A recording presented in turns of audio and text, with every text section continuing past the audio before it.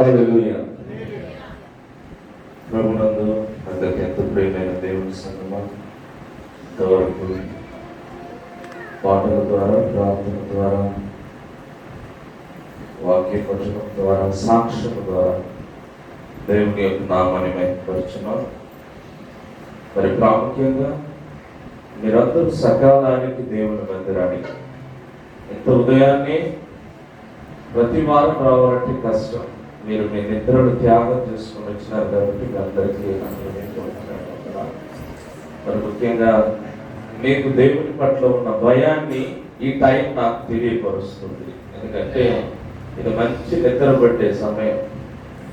మీ నిద్రలను త్యాగం చేసుకున్నారు కాబట్టి వాక్యం చెబుతుంది. 1 కొరింథీ 15 చివరి వచనం అనుకుంటాను. మీ ప్రయాస ప్రభునందు ఎన్నటికీ వ్యర్థము కాదు. హల్లెలూయా. మనం క్రీస్తునందు పడు ప్రయాస ఎన్నటికీ వ్యర్థం కాదు. ఎందుకంటే దేవుడు మన యొక్క ప్రతి ప్రయాసను గమనిస్తున్నాడు. దేవుడు మన ప్రార్థనను ఆలకించేవాడై ఉన్నాడు. కాబట్టి కొద్ది నిమిషాలు దేవుడిని ఆరాధించుకుందాం. పైకి లేచి నిలబడదాం. చిన్న ఆరాధన. దేవునికి కృతజ్ఞతాస్తుతులు చెల్లిద్దాం. హల్లెలూయా.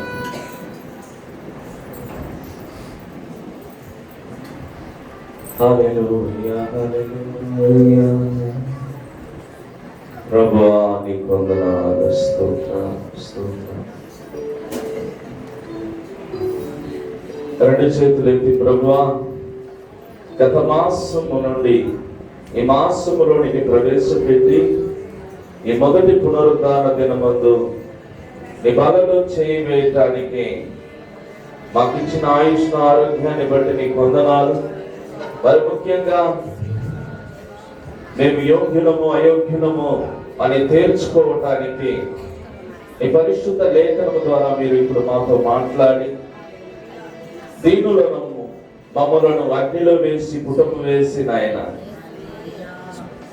మీరు మా యందు బయలుపడమని ప్రార్థిస్తున్నాను అని దేవుని వైపు రెండు చేతులు ఎత్తి ప్రభువా మమ్మల్ని ఒక్కసారి జ్ఞాపకం చేసుకోండి నాయన అనే ఒక చిన్న మాట. యేసయ్యా, ఎందుకు పనికిరాని వారు, ఏ యోగ్యత లేని వారు ప్రభు. ఈనాడు ప్రభు ఎన్నో సంఘాలు మూయబడి ఉన్నాయి. కానీ మా సంఘానికి మీరు ఇచ్చిన ధన్యతను బట్టి వందనాలు, స్తోత్రాలు. ఎంతో మంది సమాధులలో నిద్రిస్తున్నారు. ప్రభువా మమ్మల్ని సజీవునిగా నడిపిస్తున్నందుకు నీకు వందనాలు. దేవునికి స్తోత్రాలు చెల్లిద్దాం. ప్రభువా ఎంతో మంది ఆహారానికి అలమటిస్తున్నారు. మాకైతే మంచి ఉద్యోగాన్ని ఇచ్చి, మంచి ఇంటినిచ్చి, మమ్మల్ని సురక్షిత క్షేమాలతో మీరు నింపినందుకు నీకు వందనాలని. మీ ప్రక్కన అక్కడ ఉన్న వారందరినీ మర్చిపోండి. దేవునికి మీకు మాత్రమే సంబంధం. ప్రభువా నీకు వందనాలని. ప్రాణాత్మ దేహములతో ప్రభువా నీకు వంగిపోతున్నాం. ప్రభువా అయ్యా, మేము సాగలు పడుతున్నాం అని దేవునికి మనలను మనం సమర్పించుకున్నాం. హల్లెలూయా, హల్లెలూయా, హల్లెలూయా, హల్లెలూయా, హల్లెలూయా, హల్లెలూయా, హల్లెలూయా, హల్లెలూయా, హల్లెలూయా, హల్లెలూయా. స్తుతి చేసి పాడనా స్తోత్రగీతం ప్రతిష్ఠిత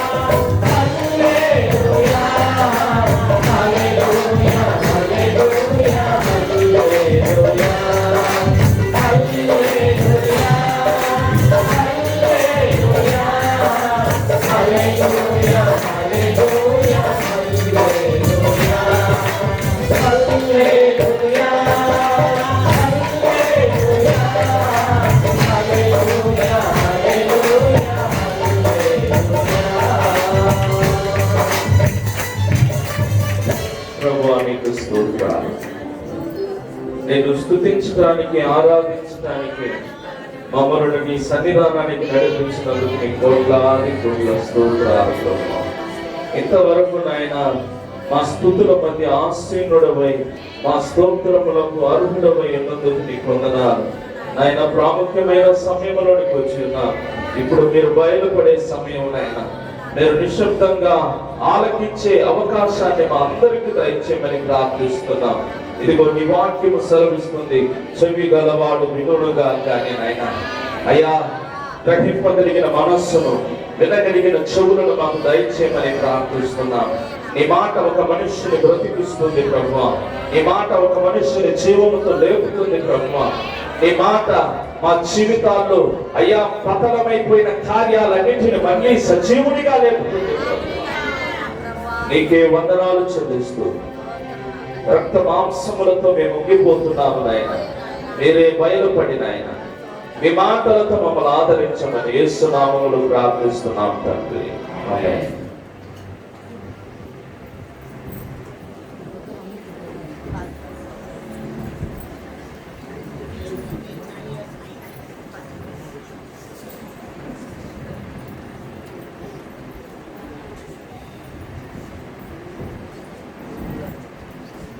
ప్రాముఖ్యమైన సమయంలోనికి వచ్చున్నాము. மிகவும் முக்கியமான நேரத்துக்குள்ளாக வந்திருக்கிறோம்.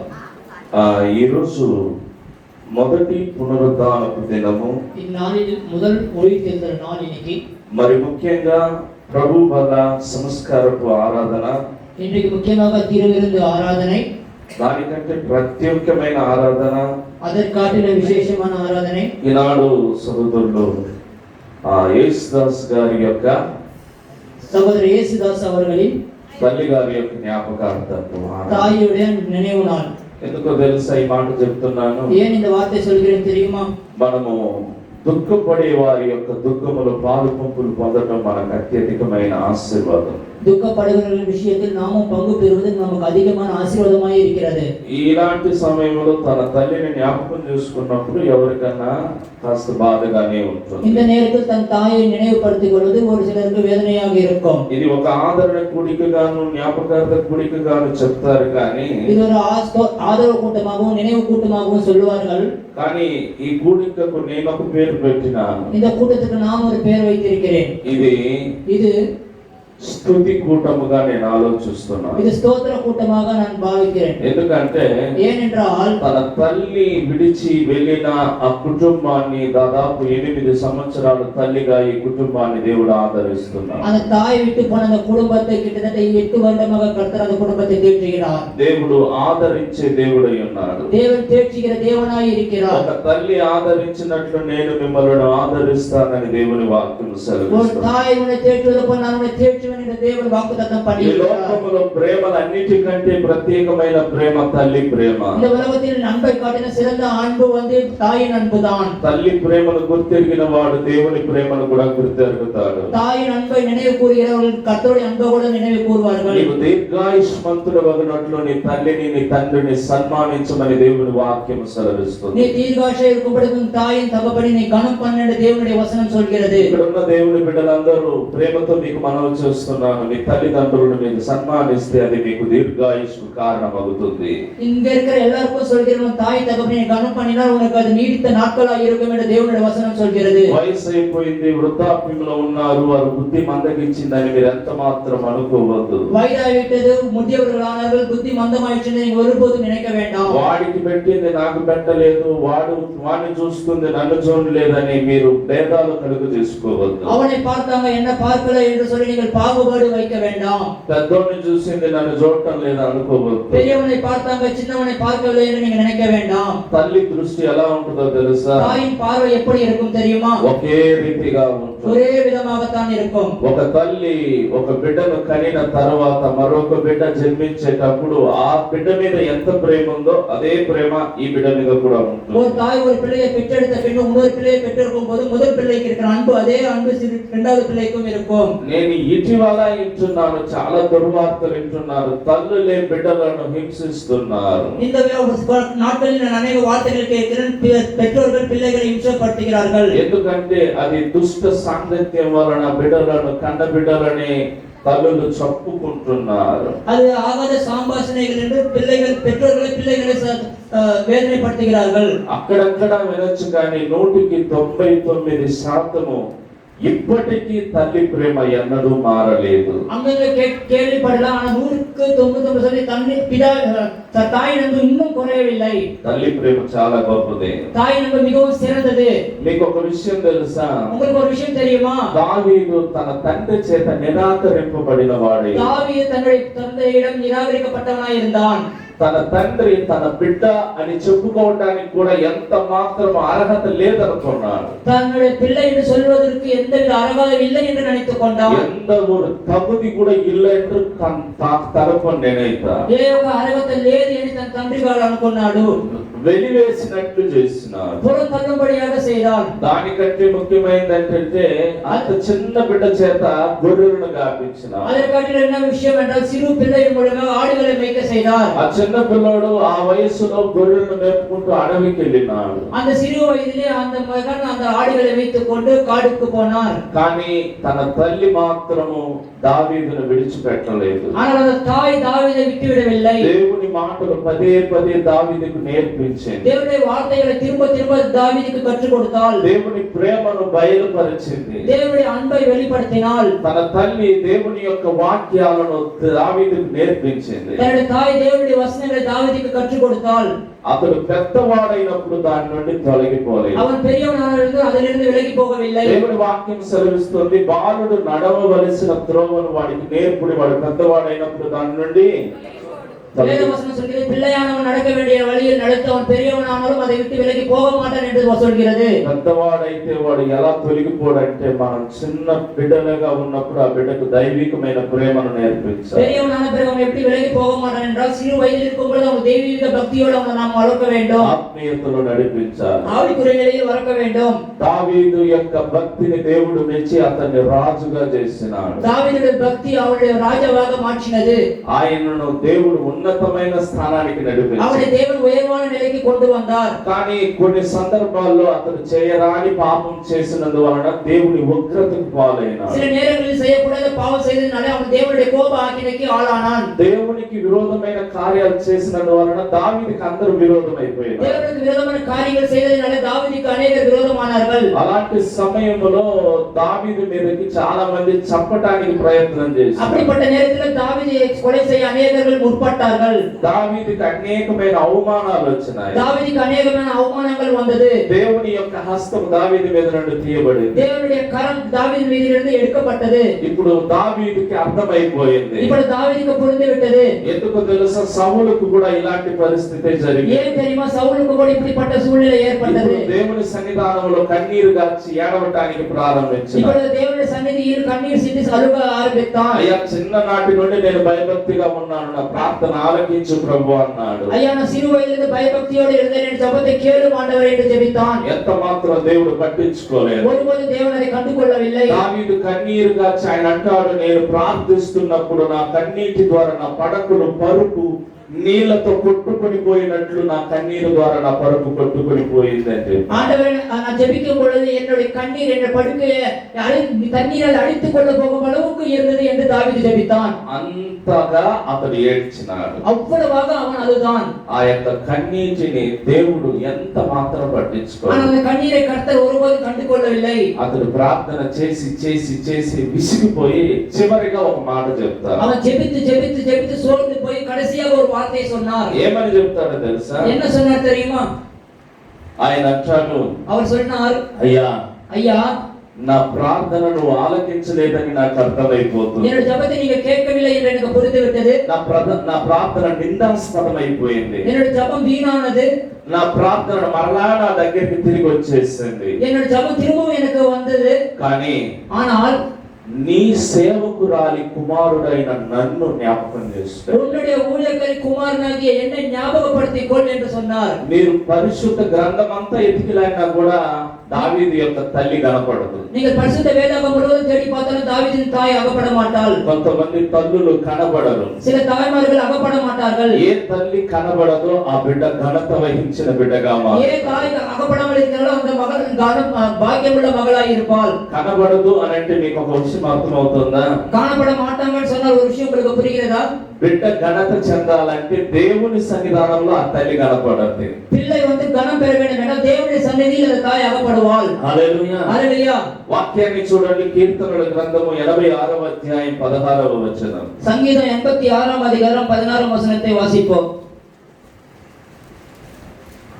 నా తట్టు తిరిగి నన్ను కరుణింపుము, నీ సేవకునికి నీ బలము అనుగ్రహింపుము, నీ సేవకురాలి కుమారుని రక్షింపుము. హల్లెలూయా. హల్లెలూయా. ఇప్పుడు దావీదు అంటున్నాడు, ప్రభువా నా తట్టు తిరుగు ప్రభువా, ప్రార్థన ఆలకించు ప్రభువా అంటున్నాడు.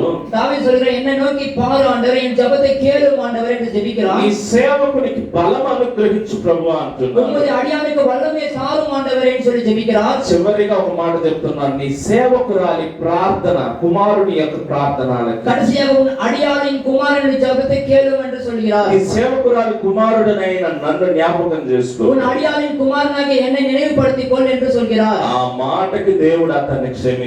அந்த வார்த்தைக்கு கர்த்தர் அவனை மன்னித்தார். 116 వచనములో అంటాడు, యెహోవా నిజముగా నీ సేవకుడును నీ సేవకుడును నీ సేవకురాలి కుమారుడనైన నన్ను నీవు నా కట్లు విప్పి ఉన్నావు అని చెప్తాడు. கர்த்தர் உண்மையாகவே உன்னுடைய அடியாளான குமாரனுடைய கட்டுகளை விடுவித்தார் என்று வசனம் சொல்கிறது. ஹல்லேலூயா. ஹல்லேலூயா. తల్లి ప్రార్థన దావీదును ఆశీర్వదించింది. தாயின் ஜெபம் தாவீதை ஆசீர்வதித்தது. కాబట్టి తల్లులను మీరు సన్మానించండి అని ప్రేమతో వేడుకుంటున్నాను. ஆகையால் தாய்மார்களை நீங்கள் கனம் பண்ண வேண்டும் என்று அன்பாய் கேட்டுக்கொள்கிறேன். తల్లి ఎలాంటిదైనా సరే ఆ తల్లిని నీవు ప్రేమిస్తే అది నీకు దీర్ఘాయుష్ కలుగుతుంది. தாய் எப்படிப்பட்டவளா இருந்தாலும் அவங்களை நீங்கள் நேசித்தால் அது உங்களுக்கு நீடித்த நாட்களாக இருக்கும். ఒకవేళ నీ తల్లి నిన్ను చూడకపోయినా సరే ఆ తల్లిని నువ్వు గమనించి చూసినావంటే దేవుడు నిన్ను ఆశీర్వదిస్తాడు. ஒரு தாய் உன்னை பார்க்கவில்லை என்றாலும் அந்த தாயை நீ பார்த்தால் கர்த்தர் கண்டிப்பாக உன்னை ஆசீர்வதிப்பார். ఎవరి స్వార్థము వారికి ఉంటుంది కానీ తల్లి పట్ల నీకు ప్రేమ మాత్రం మారదు. யாருடைய சுயநலம் அவர்களுக்குள்ளாக இருக்கும், ஆனால்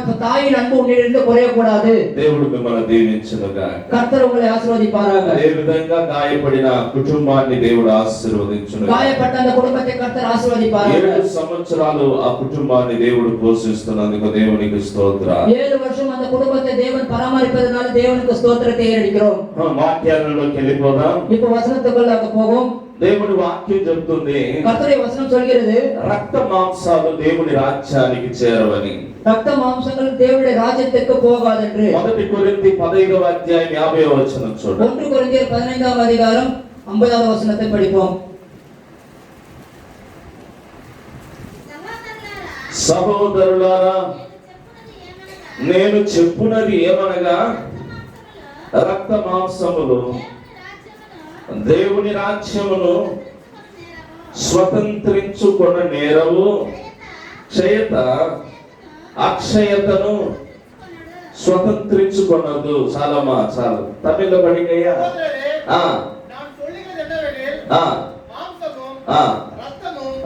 தேவனுடைய ராஜ்யத்தை சுதந்திரிக்க மாட்டாது. மாம்சமும் ரத்தமும் தேவனுடைய ராஜ்யத்தை சுதந்திரிக்க மாட்டாது. హల్లెలూయా.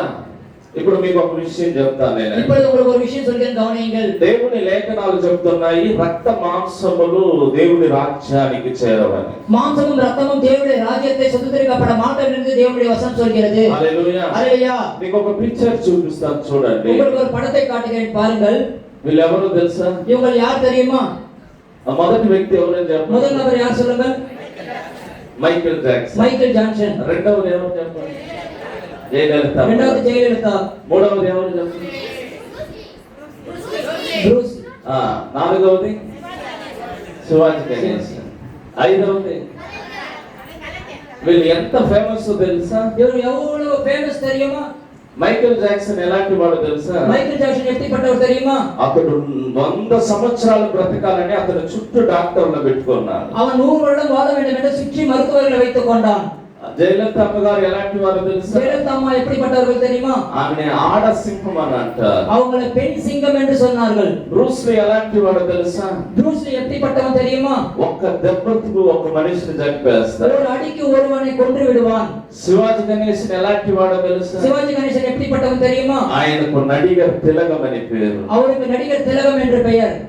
కలంజర్ ఎంతటి వాడో తెలుసా? கலைஞர் எப்படிப்பட்டவர் தெரியுமா? వృద్ధాప్యంలో కూడా రాజ్యాన్ని పరిపాలించిన முதிய வயதிலும் ராஜ்யத்தை ஆளுகை செய்தவன். ఇంత గొప్పవారు, எவ்வளவு உயர்ந்தவர்கள், ఇంత పేరు ప్రఖ్యాతులు గాంచిన వారు, எவ்வளவு பேர் புகழ் பெற்றவர்கள். వీళ్ళ ముఖం చూసిన వెంటనే మనం కనిపెట్టాం. இவர்கள் முகம் பார்த்தவுடன் நம்ம காண முடியும். ఇప్పుడు వీరిని మేము జెరాక్స్ తీసినాం. இவர்களை நாம் ஜெராக்ஸ் எடுத்தோம். వాళ్ళు ఎట్లున్నారంటే ఎట్లున్నారు. அவர்கள் எப்படி இருக்கிறார்கள் என்றால் இப்படி இருக்கிறார்கள். సరే వీళ్ళలో ఎవరు జయలలిత చెప్పండి చూద్దాం. இவர்கள் யார் ஜெயலலிதா சொல்லுங்கள் பார்ப்போம். ఎవరు కలంజర్ చెప్పండి. யார் கலைஞர் என்று சொல்லுங்கள் பார்ப்போம். ఎవరు బ్రూస్ లీ అని చెప్పండి చూద్దాం. யார் ப்ரூஸ் லீ என்று சொல்லுங்கள். చెప్తారా? சொல்ல முடியுமா? ఇప్పుడు చెప్పారు కదమ్మా. இப்ப சொன்னீங்கள் அல்லவா? Bruce Lee, Jayalalithaa. Bruce Lee, Jayalalithaa என்று இப்ப சொன்னீர்கள் அல்லவா? ఇప్పుడు చెప్పండి చూద్దాం. இப்ப சொல்லுங்கள் பார்ப்போம். హల్లెలూయా. ஹல்லேலூயா. దేవుని వాక్యం సెలవిస్తుంది. தேவனுடைய வசனம் சொல்கிறது రక్త మాంసాలు పరలోక రాజ్యానికి పోవు. மாம்சமும் ரத்தமும் தேவனுடைய ராஜ்யத்தை சுதந்திரிக்கப்பட மாட்டாது. అయితే మనిషి చనిపోయిన తర్వాత ఏం జరుగుతుందంటే மனிதன் இறந்த பிறகு என்ன நடக்கும் என்றால் అస్థి పంజరాలే మిగిలిపోతాయి. அந்த எலும்பு கூடு ఎలుగు కూడుதான் మీది இருக்கும். இந்த எலும்பு கூடு எத்தனை நாளுக்கு இருக்கும்னா ఇది ఎన్ని రోజులు ఉంటదంటే కొన్ని దినాలు ఉంటాయి. சில நாட்கள் மாத்திரம் தான் இருக்கும். చివరికి అది కూడా మట్టికి మట్టి అయిపోతుంది. அது கடைசியாக மண்ணுக்கு மண்ணாகும். దాన్ని పదం చేస్తే ఉంటుంది, లేకపోతే పోయేస్తుంది. அது பதம் செய்தால் இருக்கும், இல்லைன்னா போய்விடும். అయితే నా బిడ్డలారా ఇది గమనించండి. என் பிள்ளைகளை இதை கவனியுங்கள். దేవుని వాక్యం సెలవిస్తుంది, தேவனுடைய வசனம் சொல்கிறது, నీవెంతటి గనుడవైనా సరే, நீ எவ்வளவு பெரிய கனமானவனா இருந்தாலும் சரி, ఎంతటి బలవంతుడవైనా நீ సరే, எவ்வளவு பலவானவனா இருந்தாலும் சரி, నీ శరీరాన్ని నీవెంతగా ప్రేమించినా సరే, உன் శరీரத்தை எவ்வளவு நேசித்தாலும் சரி, కొంతమంది వారి శరీరాన్ని ఎంతగా ప్రేమిస్తారో తెలుసా? ஒரு சிலர் தன்னுடைய శరీரத்தை எவ்வளவு நேசிப்பார்கள் தெரியுமா? అద్దం ముందులో నిలబడితే గంట దారి బయటికి రా. கண்ணாடி முன்பாக நின்றால் 1 மணி நேரம் வரையும் வெளியே வரமாட்டார்கள். హల్లెలూయా. హల్లెలూయా. అద్దంలో ఏముంది? கண்ணாடி முன்பு என்ன இருக்கிறது? ఆమెనే ఆమె చూసుకుంటారు. அவர்களையே அவங்க பாத்துக்கறாங்க. హల్లెలూయా. హల్లెలూయా. కొంతమంది ఎంత బతిమలాడినా కూడా ఇదిగో రెడీ అవుతున్నా, నువ్వు బాగా ఉండు, నేను వస్తానంట. சில பேர் எவ்வளவு கெஞ்சினாலும் இதோ நான் ரெடி ஆகிறேன், நீ போ, நான் பின்னாடி வருவேன் என்று சொல்வார்கள். భర్త బయట నుండి అరుస్తా ఉంటాడు, கணவர் வெளியே இருந்து கத்திக்கொண்டே இருப்பான். అయిందా అయిందా, முடிஞ்சிச்சான்னு கேட்டுட்டே இருப்பார். ఎందుకు ఎంత తొందర అని అంటారు. ஏன் இவ்வளவு அவசரம் என்று மனைவி சொல்லுவாள். హల్లెలూయా. హల్లెలూయా.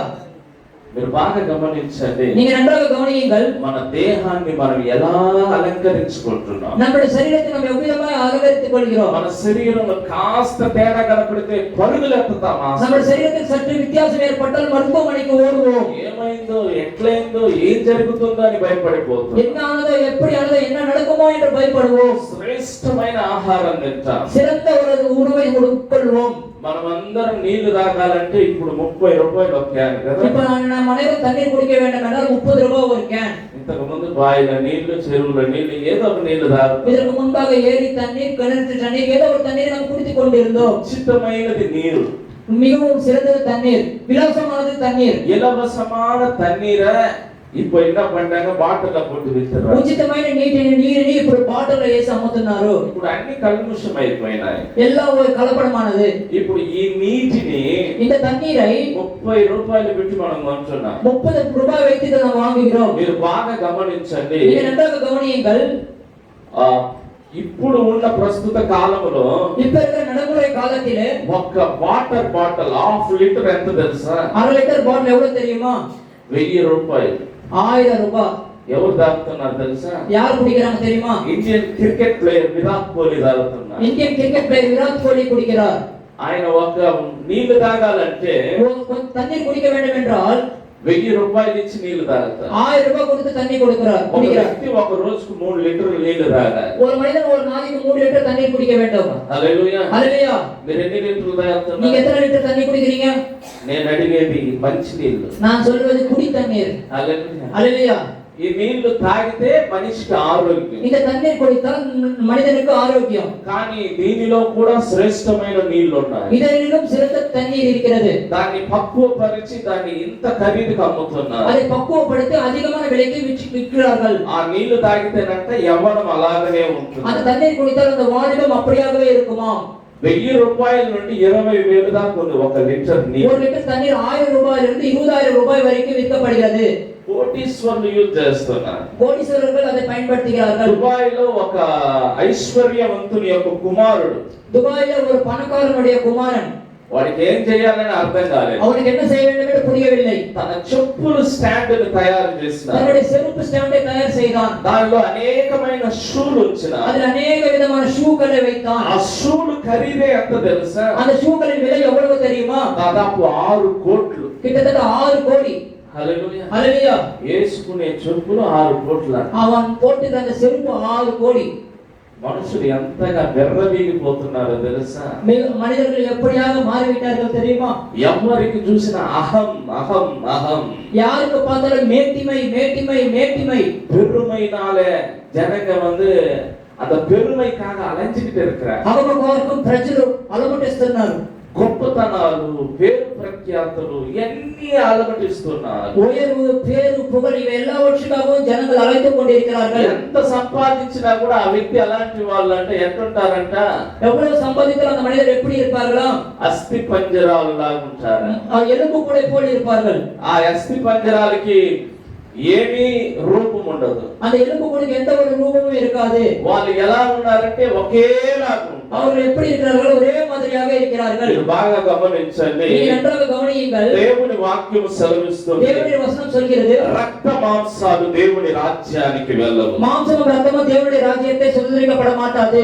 రక్త మాంసాలు దేవుని స్వతంత్రించుకోవని దేవుని వాక్యం సెలవిస్తుంది. தேவனுடைய வசனம் சொல்கிறது, மாம்சமும் ரத்தமும் தேவனுடைய ராஜ்யத்தை சுதந்திரிக்கப்பட மாட்டாது. నీవు అనుభవిస్తున్న ప్రతి కార్యము కూడా ఇది క్షయమైనదని దేవుని వాక్యం సెలవిస్తుంది. நீங்கள் அனுபவிக்கிற எல்லா காரியங்களும் அழிவுள்ளது தேவனுடைய வசனம் சொல்கிறது. ఇప్పుడు దేవుని వాక్యం ఒక మాట చెప్తుంది. మొదటి పేతురు 1:23 లో ఒక మాట చెప్పబడింది. 1 பேதுரு 1:23 ஒரு வசனம் சொல்கிறது, அழிவுள்ள வித்தினாலே அல்ல, என்றென்றைக்கும் நிற்கிறதும் ஜீவன் உள்ளதுமான అదేనయ్యా మొదటి పేతురు మీరు క్షయబీజం నుండి కాక శాశ్వతమగు జీవము గల దేవుని వాక్య మూలముగా అక్షయ బీజము నుండి పుట్టిన వారు కనుక నిష్కలంకమైన సహోదర ప్రేమ కలుగునట్లు మీరు సత్యమునకు ఇక్కడ విధేయులు. బాగా గమనించండి ప్రియ దేవుని బిడ్డలారా, நீங்க நன்றாக கவனியுங்கள் தேவ பிள்ளைகளே. సర్వ శరీరులు అందరూ ఎలా ఉన్నారంటే மாம்சமானவர்கள் எல்லாம் எப்படி இருக்கிறார்கள்? గడ్డిని పోలి వారిగా ఉన్నారు. புல்லை போல் இருக்கிறார்கள். వారి అందమంతా పువ్వు వలె వాడిపోతుందని దేవుని వాక్యం. அவர்கள் அந்த பொழுது புல்லை போல உலர்ந்து போகிறது என்று தேவனுடைய வசனம் சொல்கிறது. அவர்களுடைய அழகெல்லாம் பூவை போல, அவருடைய அலங்கம் முழுவதும் பூவை போல வாடி போகிறது என்று தேவ வசனம் சொல்கிறது. ఇప్పుడు మన అందమంతా ఏమైపోతే நம்ம அழகெல்லாம் என்ன ஆகிறது? హల్లెలూయా, உதிர்ந்து போகும். పెళ్ళయ్యేంత వరకే మన వాళ్ళు మేకప్ చేస్తారు. திருமணம் ஆகும் வரைக்கும் நம் பாட்டில் மேக்கப் செய்தார்கள். హల్లెలూయా. அல்லேலூயா. అమ్మాయిని చూడాలంటే ఉదయాన్నే 6 గంటలకు చూడాలంటారు. மகளை பார்க்க வேண்டும் என்றால் காலையில் 6 மணிக்கு பார்க்க வேண்டும் சொல்லுவார்கள். అమ్మాయి యొక్క అసలు రూపం బయట పడిపోతుంది. அம்மா அந்த பெண்ணுடைய உண்மையான நிலைமை வெளியே தெரியும். నా ప్రియ దేవుని బిడ్డలారా, பிரியமான தேவ பிள்ளையே, రక్త మాంసములు దేవుని రాజ్యాన్ని స్వతంత్రించుకో. மாம்சமும் ரத்தமும் தேவனுடைய ராஜ்யத்தை சுதந்திரிக்கப்பட மாட்டாது. కానీ ఏది దేవుని రాజ్యాన్ని స్వతంత్రించుకుంటుంది? ஆனா எது தேவனுடைய ராஜ்யத்தை சுதந்திரித்துக் கொள்ளும்? ఎవరు దేవుని రాజ్యాన్ని స్వతంత్రించుకున్నారు? யார் தேவனுடைய ராஜ்யத்தை சுதந்திரித்துக் கொண்டார்கள்? కానీ దేవుని వాక్యం చెప్తుంది రక్త మాంసాలు దేవుని రాజ్యాన్ని ஆனா స్వతంత్రించుకో. தேவனுடைய வசனம் சொல்கிறது மாம்சமும் ரத்தமும் தேவனுடைய ராஜ்யத்தை சுதந்திரிக்கப்பட மாட்டாது என்று. అయితే ஆனால் మీరు బాగా గమనించండి, బైబిల్లో ఇద్దరు వ్యక్తులు ఉన్నారు. நீங்கள் நன்றாக கவனியுங்கள், பைபிளில் 2 நபர்கள் இருக்கிறார்கள். హానోక్ అనే వ్యక్తి ఉన్నాడు, ஏனோக் என்ற ஒரு நபர் இருக்கிறார், ఏలియా అనే ఒక వ్యక్తి ఉన్నాడు. ஏலியா என்ற ஒரு நபர் இருக்கிறார். మీరు కొనిపోబడ్డారు అని దేవుని వాక్యం இவர் చెప్తుంది. எடுத்துக்கொள்ளப்பட்டார்கள் என்று தேவனுடைய வசனம் சொல்கிறது. ఎలా కొనిపోబడ్డారు? எவ்விதமாக எடுத்துக்கொள்ளப்பட்டார்கள்? దేవుని వాక్యం సెలవిస్తుంది రక్త మాంసాలు దేవుని రాజ్యాన్ని స్వతంత్రించుకో. தேவனுடைய வசனம் சொல்கிறது மாம்சமும் ரத்தமும் தேவனுடைய ராஜ்யத்தை சுதந்திரிக்கப்பட மாட்டாது అయితే என்று. వీళ్ళు ఎలా కొనిపోబడ్డారు? இவர்கள் எப்ப எடுத்துக்கொள்ளப்பட்டார்கள்? దేవుని వాక్యాన్ని చూద్దాం. தேவனுடைய வசனத்தை பார்ப்போம். ఆది కాండము 5వ అధ్యాయం 24వ వచనం. ஆதியாகமம் 5ஆம் அதிகாரம் 24ஆம் வசனம். హానోకు దేవునితో నడిచిన తరువాత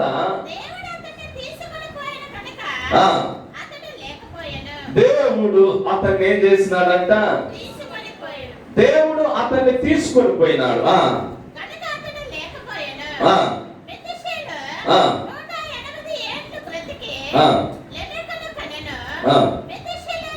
24 23 చదవమ్మా. నోవాహు దినములన్నీయు కాదు. హానాకు దినములన్నీయు ఆ. 360 ఏండ్లు ఆ. హానాకు దేవునితో నడిచిన తరువాత ఆ. దేవుడు అతన్ని తీసుకొని పోయెను. ఆ. కనుక అతడు లేకపోయెను. దేవుడు ఏం చేసినాడంట? தேவன் என்ன செய்தாராம்? అతన్ని తీసుకొని పోయినాడంట. அவரை எடுத்துக்கொண்டாராம்.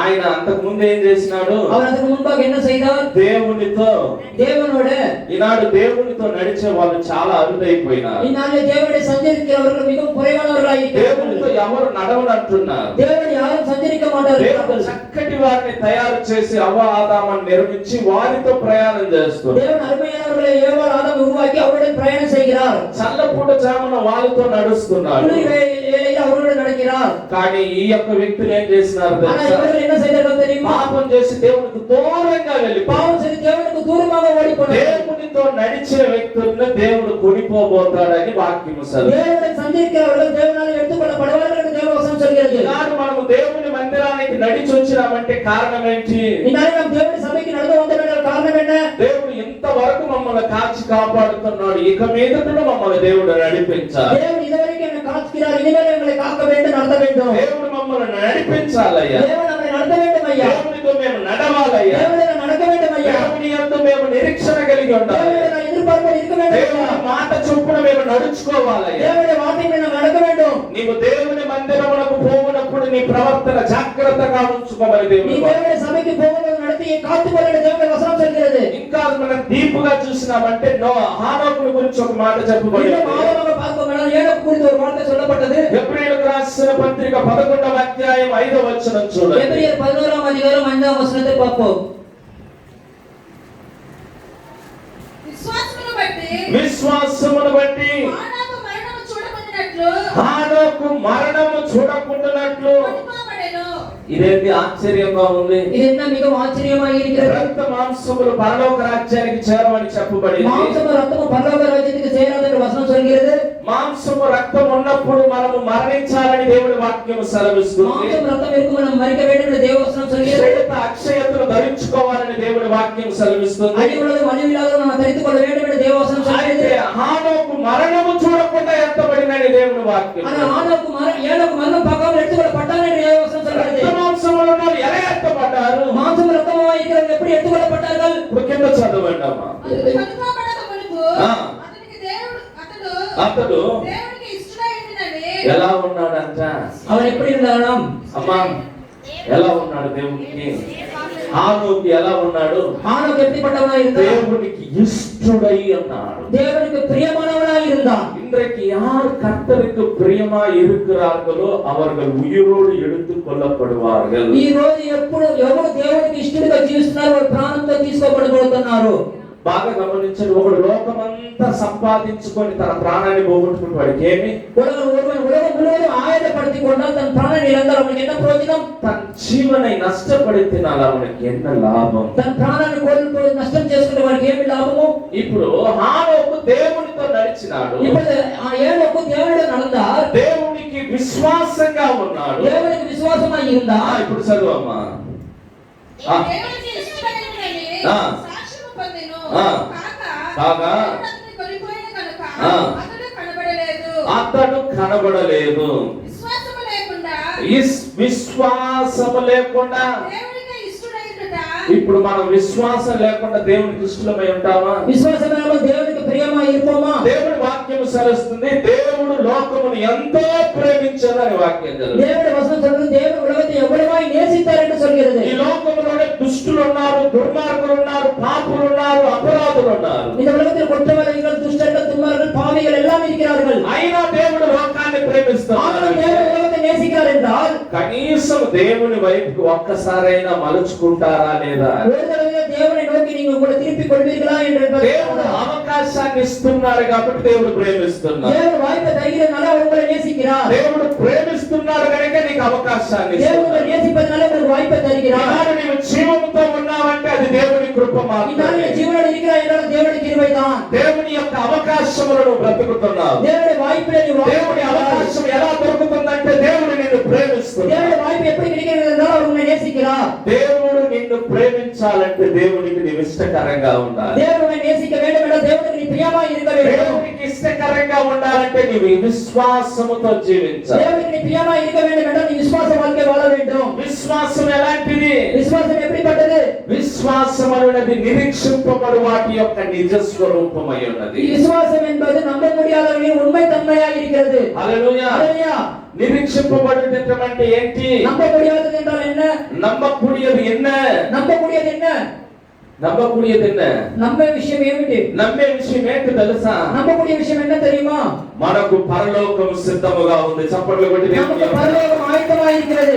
మన గుడారం ఇది కాదు, நம்முடைய கூடாரம் இது మన இல்ல. నివాస స్థలం ఇది కాదు. நம்ம நிவாச இடம் இது இல்ல. దేవుడు మనకు ఒక రాజ్యాన్ని స్థిరపరిచి தேவன் ఉన్నాడు. நமக்கு ஒரு ராஜ்யத்தை ஆயத்தப்படுத்தி இருக்கிறார். మనము దేవుని బిడ్డలమై ఉన్నాం. நாம் தேவனுடைய பிள்ளைகளாய் இருக்கிறோம். దేవునికి ఇష్టమై జీవించాలి. தேவனுக்கு பிரியமாய் வாழ வேண்டும். దేవుని కొరకే జీవించాలి. தேவனுக்காகவே வாழ வேண்டும். దేవుని యందు విశ్వాసము కలిగి జీవించాలి. தேவனிடத்தில் விசுவாசமாய் இருக்க ఇప్పుడు வேண்டும். గమనించండి, ఆనోకు 300 సంవత్సరాలు దేవునితో నడిచినాడు.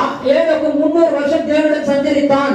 ఒక సంవత్సరానికి ఎన్ని రోజులు ஒரு வருடத்துக்கு எத்தனை நாட்கள் நீங்க ஆராதனைக்கு வருகிறீர்கள்?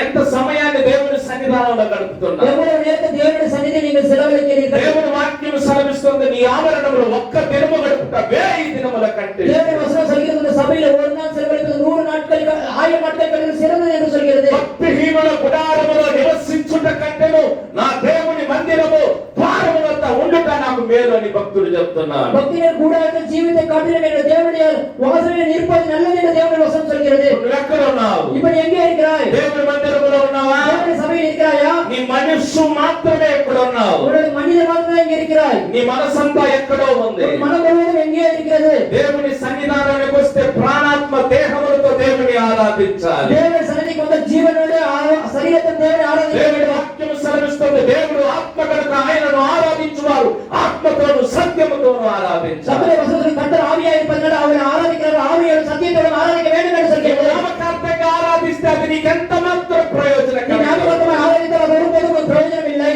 కొంతమందికి మందిరానికి రావడానికే ఇష్టం ఉండదు. சில பேருக்கு சபைக்கு வருவதை பிடிக்காது. కొంతమంది అటెండెన్స్ చేసేదానికి దేవుని మందిరానికి சில వస్తారు. பேர் அட்டெண்டன்ஸ் போடுவதற்கு தான் சபைக்கு வருவார்கள். కొంతమంది పేరుకి దేవుని சில మందిరానికి பேர் వస్తారు. பேருக்காக தான் தேவனுடைய சபைக்கு வருவார்கள். దేవుని మందిరం ఎలాంటిదో తెలుసా? தேவனுடைய சபை எப்படிப்பட்ட தெரியுமா? ఆ మందిరము సమస్త జనులకు ప్రార్థనా మందిరం. என்னுடைய வீடு சகல ஜனங்களுக்கு ஜெப வீடு என்று சொல்லப்பட்டது. ప్రార్థన ఎందుకు అవసరమైనదో ஜெபம் తెలుసా? எதுக்கு பிரயோஜனம் அவசரம் தெரியுமா? ప్రార్థన ఒక వ్యక్తిని బ్రతికించగలిగినది.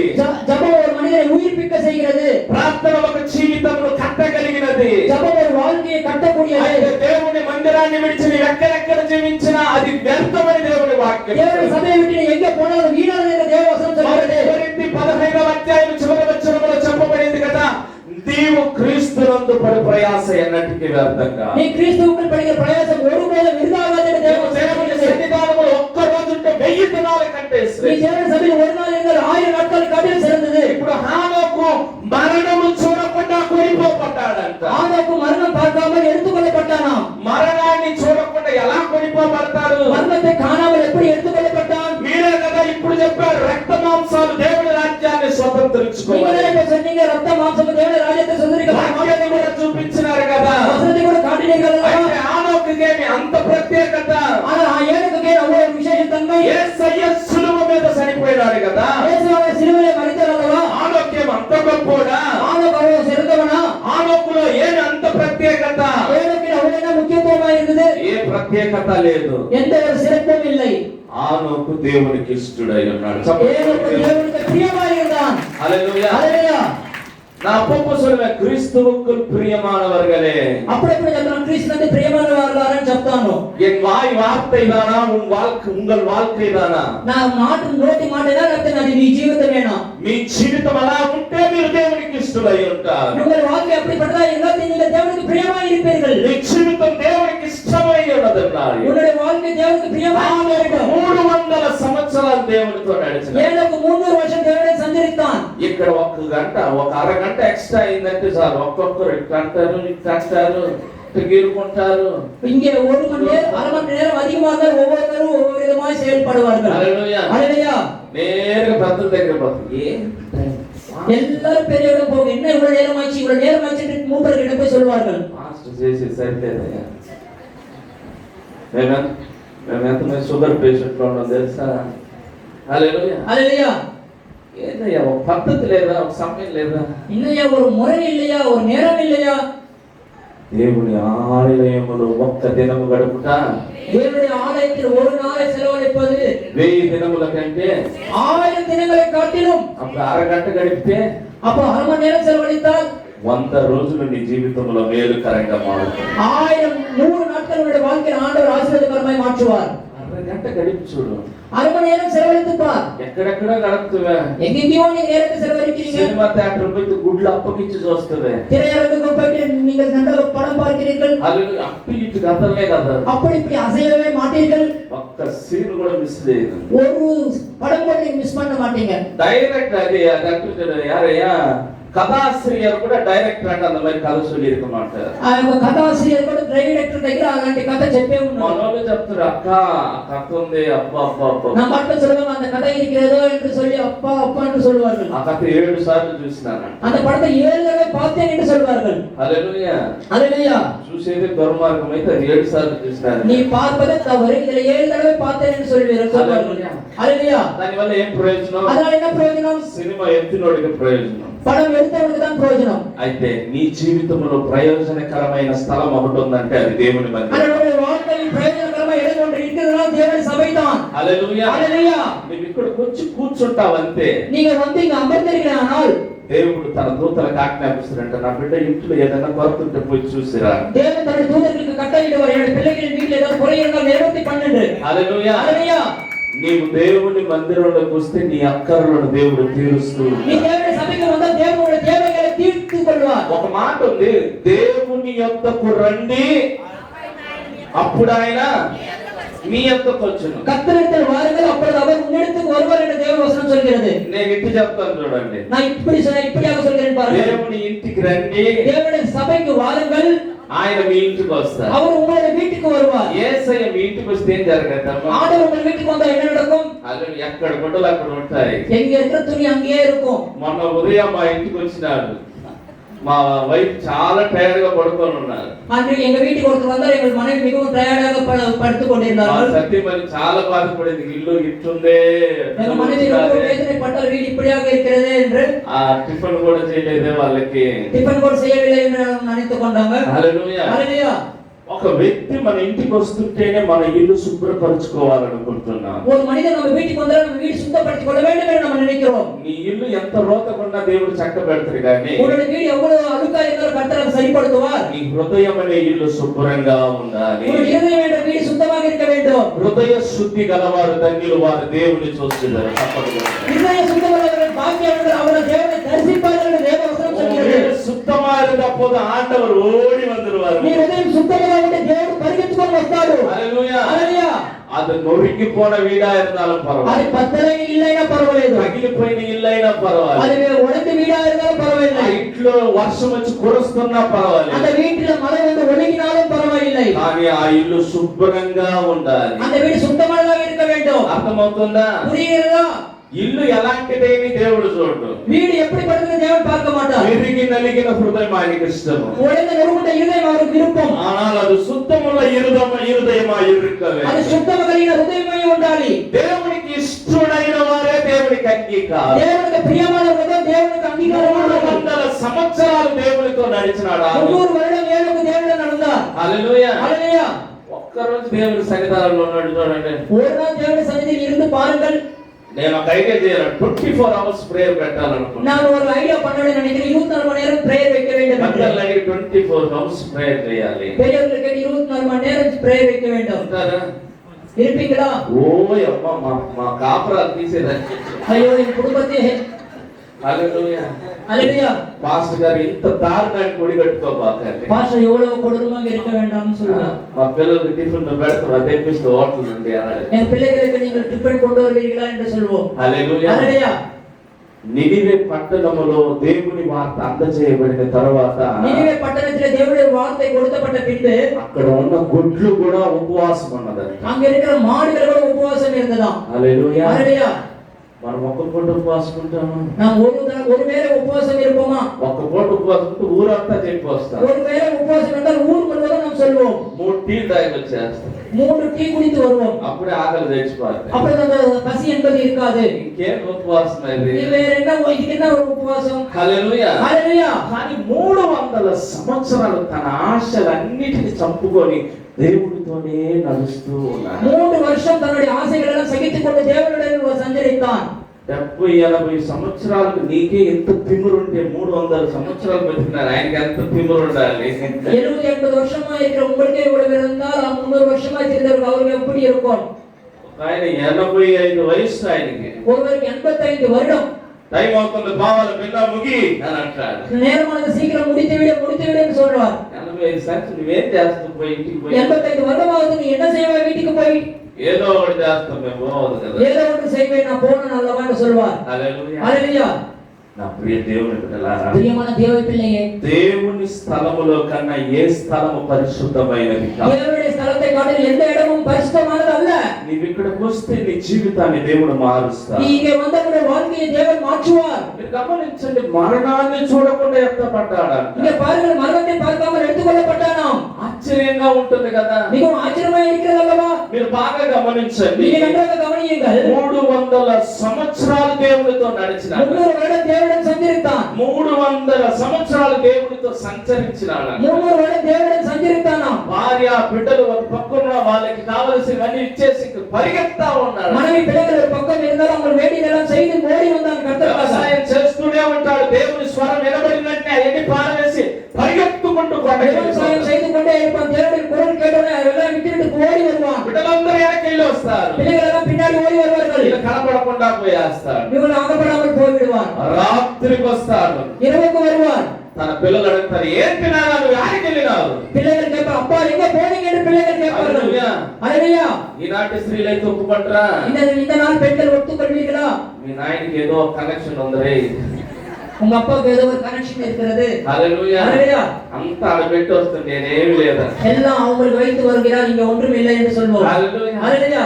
కానీ ஆனால் ఆ తల్లి దేవుడితో నడచనని సాక్ష్యము పొందినని దేవుడి వాక్యం. அந்த தாய் தேவனிடத்தில் சாட்சி பெற்றாள் என்று தேவ வசனம் சொல்கிறது. ఆ తల్లి గమనించింది, నా భర్త దేవుడితో నడుస్తున్నాడు. அந்த தாய் கவனித்தாள், என் கணவன் தேவனுடன் நடக்கிறார் ఆ என்று. బిడ్డలు గమనించినారు, నా తండ్రి దేవుడితో నడుస్తున్నాడు. என் பிள்ளைகள் கவனித்தார்கள், தகப்பன் தேவனுடன் நடந்தார் என்று. దేవుడి వాక్యమే చెప్తుంది, ఆయన దేవుడితో నడిచనని సాక్ష్యము పొందినాడు. அவன் தேவ வசனம் சொல்கிறான், தேவனை சஞ்சரித்தான் என்று சாட்சி பெற்றான் என்று சொல்கிறது. அப்பேற்பட்ட சாட்சி உன் வாழ்க்கையில இருக்கா? అలాంటి సాక్ష్యం నీ జీవితంలో ఉందా? దేవునికంటే నీ నడந்துందా? దేవునికై నువ్వు నడిచినది ఉన్నదా? దేవునికాக నీ నడந்துందా? దేవుని కొరకు నువ్వు నడిచినది ఉన్నదా? దేవుని గురించి யாருக்காவது சொன்னதுண்டா? దేవుని గురించి ఎవరైనా నువ్వు చెప్పి ఉన్నావా? ஊரு கதைகளெல்லாம் பேசுறியா? தேவனை குறிச்சு ஒரு வார்த்தை பேசியிருக்கிறியா? ఊరి కథలన్నీ మాట్లాడతారు, దేవుని గురించి ఒకసారి నువ్వు చెప్పి ఉన్నావా? దేవుడు ఎన్నో కార్యాలు చేస్తాడు. దేవుడు ఏవో కార్యాలు చేవారు. సాక్షి, అమ్మో నాకు భయమయ్యా, ஐயோ எனக்கு பயமையா. సాక్షి చెప్పండి, భయం అంటున్నాం. சாட்சி சொல்றவங்க பயம் என்று சொல்கிறோம். ఆమె ఎంత భయస్తురాలు తెలుసా? அவங்க எவ்வளவு பயந்தாங்கொள்ளி தெரியுமா? వాళ్ళ నాయన అడిగితే తెలుసా? அவங்க அப்பா கிட்ட கேட்டா தெரியும். నాకు సిగ్గయ్యా. எனக்கு வெக்கமையா. సిగ్గా, வெக்கமா, భయమా? பயமா.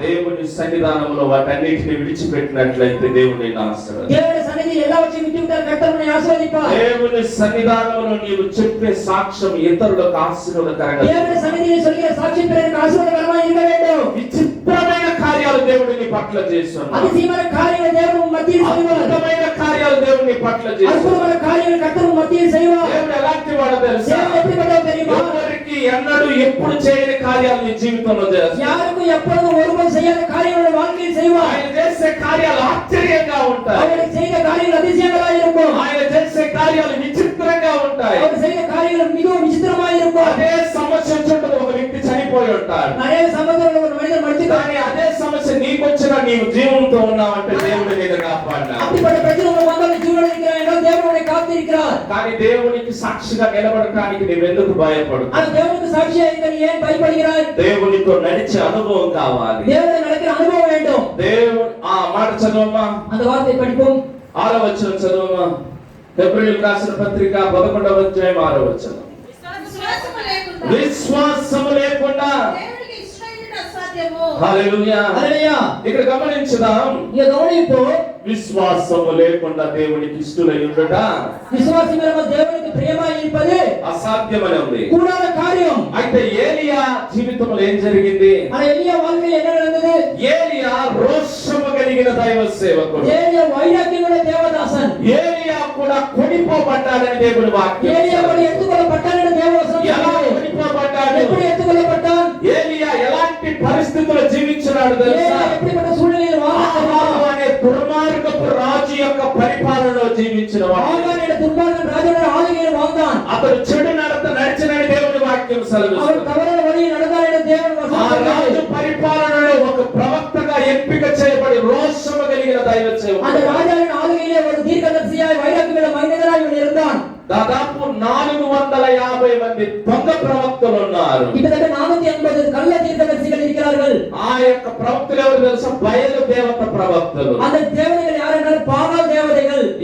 ఆయన ఎవరిని చేసుకున్నాడు తెలుసా? அவர் யாரை ఒక అన్యురాలు చేసుకున్నాడు. அந்நிய பெண்ணை திருமணம் செய்து கொண்டார். యెజబెల్ అనే ఒక అన్యురాలు చేసుకున్నాడు. యెజబెల్ అనే ஒரு అన్నియ పెண்ணை ఆ అన్యురాలు ఏం చేసిందో తెలుసా? అన్నియ పెண்ண என்ன செய்த தெரியுமா? ఈ ఇశ్రాయేలీయుడికి విగ్రహారాధన నేర్పింది. இந்த இஸ்ரவேல் ஜனங்களுக்கு விக்கிரகாராதனை கற்றுக் கொடுத்தார். దేవుని యందు నిష్ఠ కలిగిన బిడ్డ, దేవుని విరుపமான మగ, దేవుని చేత రాజుగా ఎంపిక చేయబడినవాడు. దేవుని రాజాగా ఏర్పరచబడ్డవడా. ఎప్పుడైతే తన యొక్క ప్రవర్తన దేవునికి అంగీకారంగా లేదో, తన యొక్క వివాహం దేవునికి అంగీకారంగా లేదో, நடந்த దేవునికి అంగీకారం ఇல்லாம இருந்தது, திருமணம் అంగీకారం ఇல்லாம இருந்தது, అతడు విగ్రహారాధికుడిగా మారిపోయాడు. அவர் విగ్రహ ఆరాధన కారణమై మారినాர். ఇప్పుడు ఒక పరిపాలనలో ఒక మాట సాటించినాడు. ஒரு வாழ்க்கையில ஒரு வார்த்தை ஒன்றை சொன்னார். ఇక మీదట ఇశ్రాయేలు ప్రజలందరూ బయలు దేవతని ఆరాధించారు. இனிமேல் இஸ்ரவேல் தேவதைகள் பிள்ளைகள் பாகால் தேவதைகளையே நீங்கள் வணங்க வேண்டும், లేకపోతే వాళ్ళని చంపేస్తానని చెప్పినాడు. ஏனென்றால் அவர்களை கொலை செய்ய வேண்டும் என்று சொன்னார்கள்.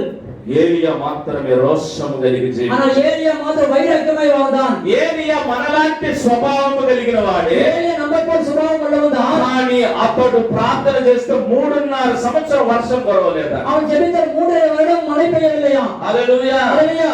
ఒక దైవ సేవకుడు ప్రార్థన చేస్తే 3.5 సంవత్సరం వర్షం రాలేదమ్మా. ஒரு தேவதாசன் ஜெபித்தால் 3.5 வருடம் மழை வரவில்லையா? చుట్టుపక్కల అన్ని ప్రాంతాల్లో వర్షాలు சுற்றி వస్తున్నాయి. இருக்கிற எல்லா இடத்திலும் மழை பெய்யுது. ఇశ్రాయేలు దేశం మాత్రం వర్షం రాలేదు. இஸ்ரவேல் தேசத்தில் மாத்திரம் மழை பெய்யவில்லை. ఎంత దౌర్భాగ్య స్థితిలో చూడండి. எவ்வளவு ஒரு அவலநிலை பாருங்கள். ఆయన ఎప్పుడు మాట్లాడినా ఒక మాట చెప్తాడు. அவர் எப்பொழுது பேசினார் ஒரு வார்த்தை சொல்லுவார். నేనే కానీ దేవుని సేవకుడనైతే, நான் தேவனுடைய ஊழியன் என்றால், నేను దేవుని సన్నిధానంలో నిలుచుంటే, நான் தேவனுடைய சந்நிதியில் நின்றால், అహానోకు ఏం చేసినాడు?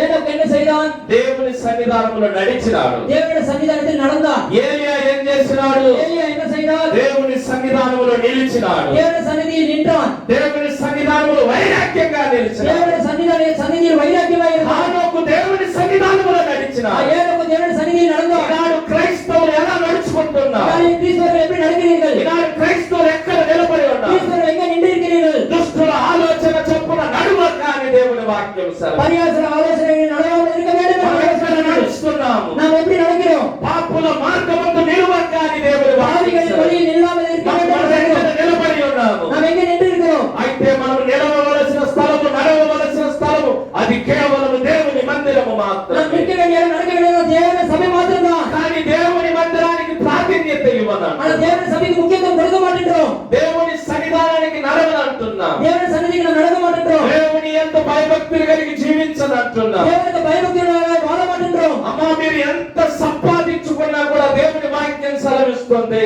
எவ்வளவு சம்பாதித்தாலும் தேவனுடைய வசனம் சொல்கிறது, నీవు రక్త మాంసములతో దేవుని రాజ్యానికి వెళ్ళలేవు. நீ மாம்சம் ரத்தமும் மூலம் தேவனுடைய ராஜ்யத்துக்கு சுதந்திரிக்கப்பட மாட்டாய். ఉన్నదాని ఉన్నట్టుగా పోతావా? இருக்கிறபடியாக போவாயா? ఈ దేహం ఏంటదంట?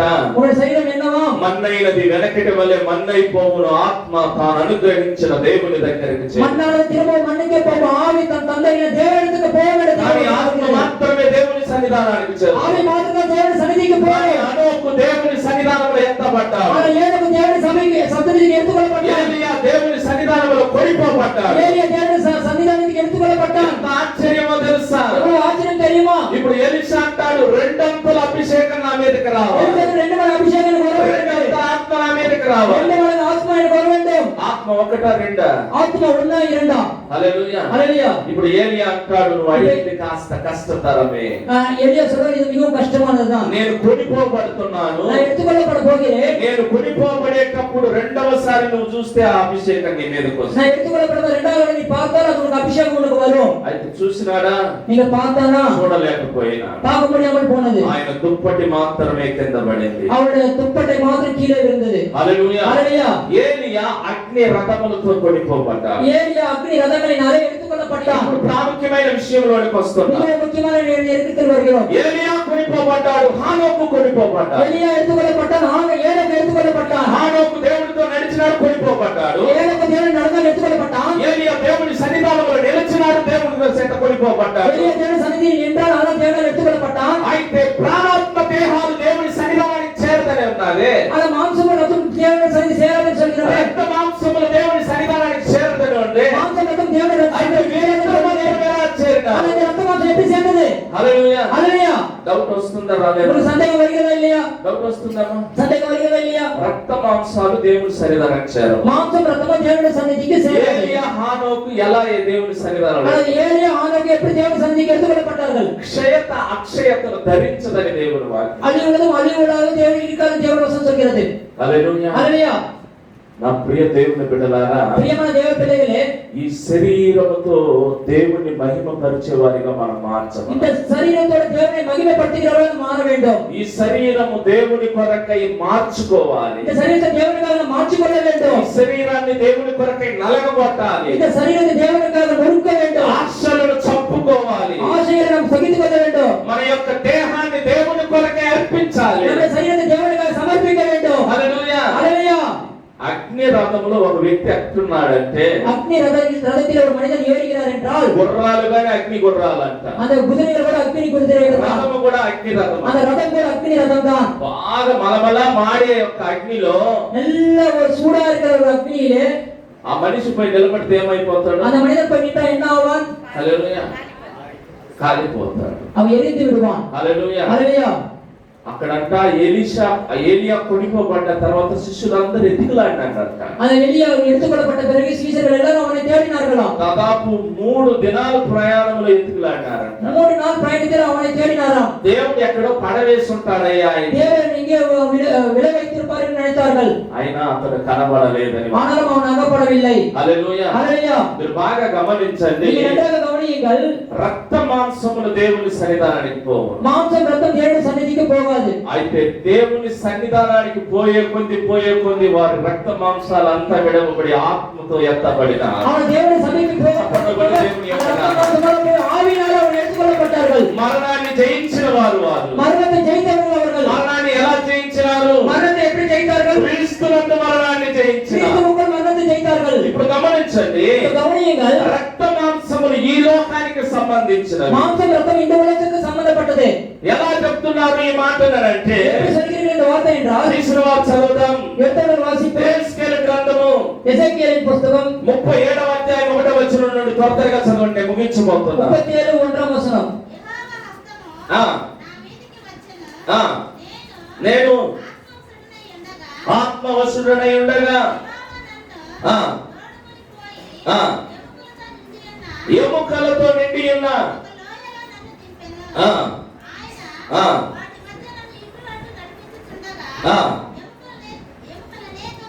ఆ ఆ ఆ ఎముకలు ఏమైపోయినాయి అంట? எலும்புகள் என்ன ஆனது? ఎండిపోయినాయి. చదవమ్మా. உலர்ந்து போயிருது. ఆ నరపుత్రుడా, ఎండిపోయిన ఈ ఎముకలు బ్రతుకగలవా? ఆ ఆ ఆ ఈ ఎండిపోయిన ఎముకలు బ్రతుకుతాయమ్మా? உலர்ந்த எலும்புகள் உயிரடையுமா? ఒకవేళ బ్రతికే పని అయితే మనోళ్ళందరూ ఏం చేస్తారు? ஒருவேளை உயிரடையும் என்றால் நம் ஆட்கள் என்ன செய்வார்கள்? మనోళ్ళు ఎముకలన్నీ ఎత్తి పెట్టుకుంటారు. நம் ஆட்கள் எல்லாருடைய எலும்புகளை எடுத்து வைப்பார்கள். హల్లెలూయా. ஹல்லேலூயா. కానీ అక్కడ వాక్యం తెలియపరుస్తుంది, ஆனால் அந்த வசனம் தெரியப்படுத்துகிறது, అనేకమైన ఎముకలు ఎప్పుడు చనిపోయినారో తెలియదు. అనేక విధమైన ఎలుம்புகள் எப்போ மரித்து ఎన్ని போனதோ தெரியாது. సంవత్సరాల క్రితం చనిపోయినారో எத்தனை తెలియదు. ஆண்டுகளுக்கு முன்பாக மரித்தார்கள் అయితే ఎహెజ్కేలుని దేవుని ఆత్మ అలాగూ ప్రేరేపించి అక్కడికి తీసుకొని ஆனா వెళ్ళాడు. எசேக்கியேல் தேவனுடைய ஆவி அவ்விதமாக ஏவுதல் படுத்தி அங்கு அழைத்து கொண்டு అక్కడికి போகிறது. వెళ్ళి దేవుడు అంటున్నాడు, அப்ப தேவன் சொல்கிறார், నరపుత్రుడా, ఈ ఎముకలు జీవము కలిగినవిగా మారుతుందా? மனப்புத்திரனே இந்த எலும்புகள் உயிரடையுமா என்று கேட்டார். రక్త మాంసములు వస్తున్నాయా అని అంటున్నాడు. மாம்சம் ரத்தமும் வருமா என்று கேட்டார். ప్రభు, అది నీకే తెలియనయ్యా. ஆண்டவரே அது உங்களுக்கு தான் ஆண்டவர் தெரியும் என்று சொன்னார். ఇప్పుడు ప్రవచనం చెప్పు అంటారు. ஒரு தீர்க்கதரிசனம் சொல்லு என்று అతను சொல்கிறார். ప్రవచనం చెప్పిన వెంటనే ఏం జరుగుతుందో அவன் తెలుసా? தீர்க்கதரிசனம் சொன்னவனே என்ன நடக்கிறது தெரியுமா? ఈ విషయాన్ని మీరు కొంచెం చూడండి. இந்த விஷயத்தை நீங்கள் ఆ, பாருங்கள். ఉండమ్మా ఇక్కడ గమనించండి. இங்கே கவனியுங்கள். ఎహెజ్కేలు వస్తున్నాడు. எசேக்கியேல் வருகிறார்.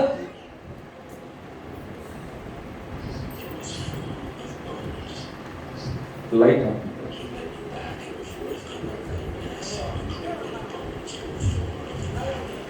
ఈ ఎముకల మధ్య ఎహెజ్కేలు నిలబడి ఉన్నాడు. அந்த எலும்புகள் மத்தியில் எசேக்கியேல் நின்றிருக்கிறார்.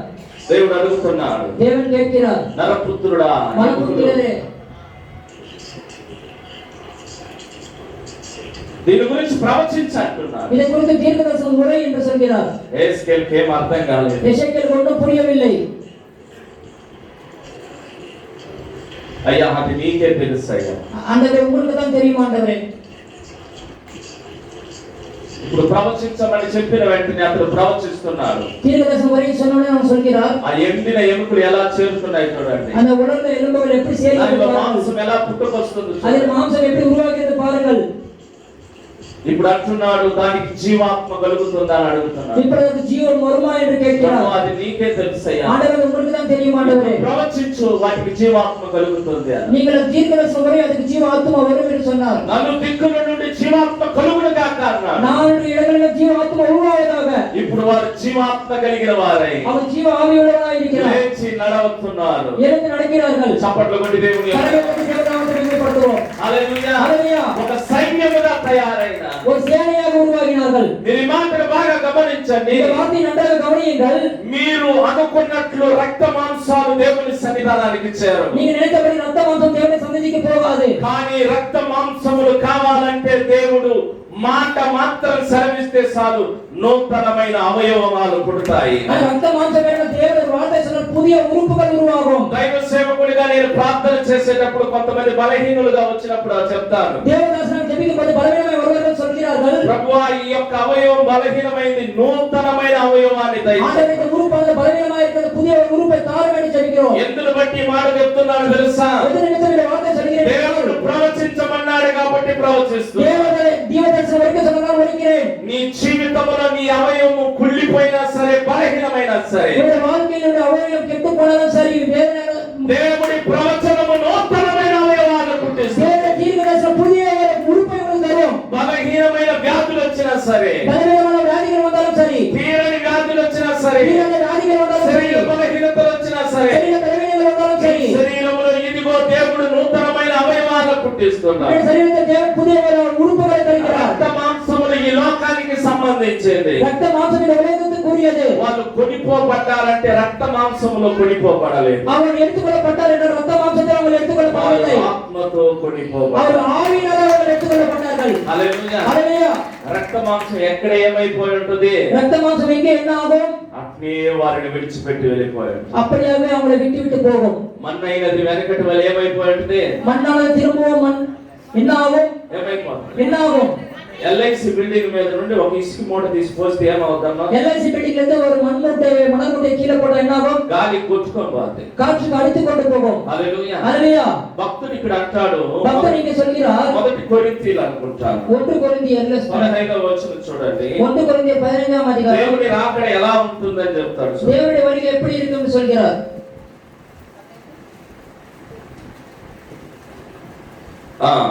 51వ వచనం చూడండి. 51వ వచనం. 50 నుండి చదవమ్మా.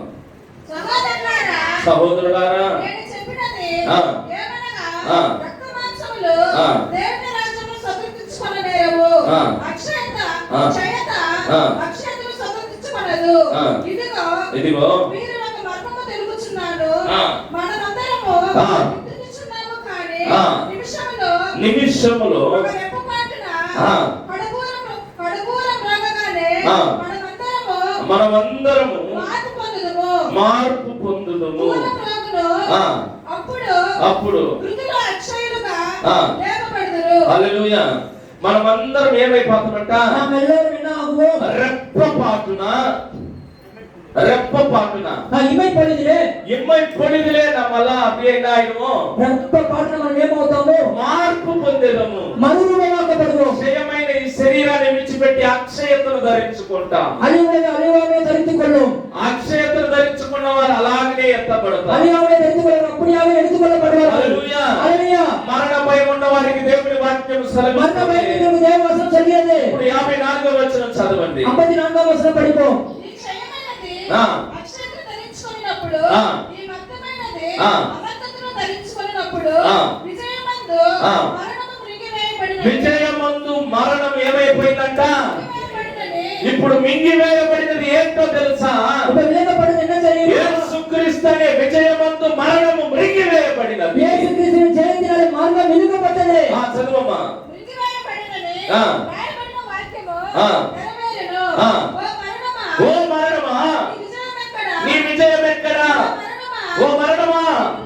నీ ముళ్ళు ఎక్కడ? మరణపు ముళ్ళు, మరణపు ముళ్ళు, పాపముకున్న పాపముకున్న బలము ధర్మశాస్త్రమే. ధర్మశాస్త్రమే అయినను మన ప్రభు అయిన యేసుక్రీస్తు మూలముగా. చప్పట్లు కొట్టి దేవుని యొక్క నామాన్ని. విజయమందు మరణము మృంగివేయబడెను.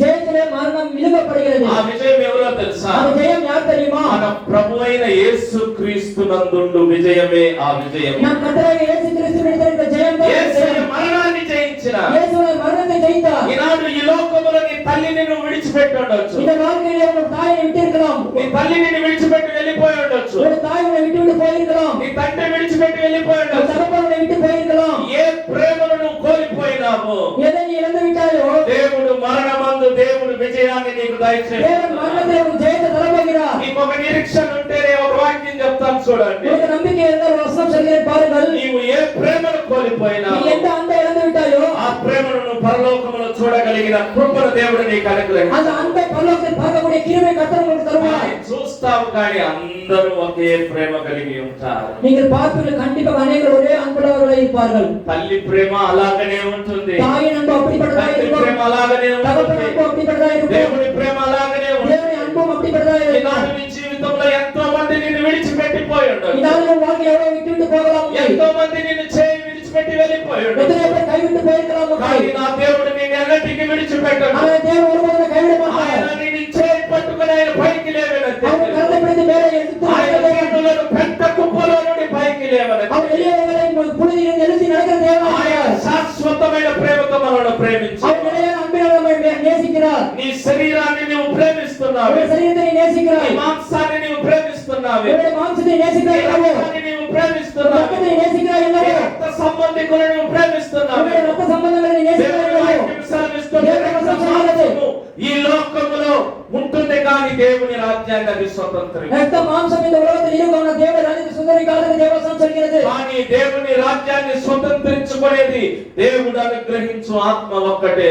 தேவ ராஜ்யத்தை சுதந்திரித்துக் கொள்வது தேவன் கொடுக்கிற ஆத்மா மாத்திரம்தான். ఓ నేస్తమా, నీలో ఉన్న ఆత్మ యెహోవా పెట్టిన దీపమై ஓ ఉన్నది. பிரியமானவர்களே, உங்களில் இருக்கிற ஆத்மா கர்த்தர் வைத்த தீபமாய் ఆ இருக்கிறது. దీపము ఆరిపోకముందే నీ దేవుని నీవు స్మరణకు తెచ్చుకో. அந்த தீபம் அழிவதற்கு முன்பாக உங்க தேவனுக்கு சுரத்து ఆ ఆత్మ నీ చెంతకు చేరాలి. ஆண்டவரே, ஆத்மா உங்களில் சேர வேண்டும் ஆண்டவரே. హృదయ శుద్ధి కలిగి నేను నిన్ను స్తుతిస్తున్నాను. இருதய சுத்தமுள்ளவர்களாக நாங்கள் நேசிக்கிறோம் ஆண்டவரே. ఎంతమంది మీ జీవితాలను దేవుని సన్నిధానంలో శుద్ధి చేసుకుంటున్నారు? இந்நாளில் நம்முடைய வாழ்க்கையை தேவ சந்நிதியில் சுத்திப்படுத்திக் கொள்வோம். పదే పదే వాక్యం మీ అంతకు వస్తుంది. திரும்ப வசனம் உங்கள் அண்டையில் வருகிறது. దేవుని మాటలు మిమ్మల్ని హెచ్చరిస్తుంది. தேவனுடைய வார்த்தை உங்களை எச்சரிக்கிறது. ప్రాణాత్మ దేహాల దేవుని రక్త మాంసాలు దేవుని రాజ్యాన్ని స్వతంత్రించుకోవాలి. மாம்சம் ரத்தம் தேவ ராஜ்யத்தை சுதந்திரிக்கப்பட மாட்டாது என்று కానీ சொன்னாரே. ఈ రక్త మాంసాల కోసం నువ్వు ఎన్ని ప్రయాసలు పడుతున్నావేమో. ஆனால் இந்த ரத்த மாம்சத்துக்கு எவ்வளவு முயற்சி செய்கிறாய் కానీ என்றோ, ఒక రోజు విడిచిపెట్టే రోజు వస్తుంది. ஒரு நாள் கைவிடுகிற நிலைமை வரும். అప్పుడు నీ పరిస్థితి ఏంటి? அப்போது உன் நிலைமை என்ன? సామెతల గ్రంథం చూడండి, நீதிமொழிகள் பாருங்கள்.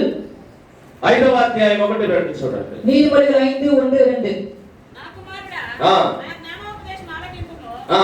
వివేకము గల ఆ బోధను ఆ. చెవియొగ్గుము. 11వ వచనం చదవమ్మా.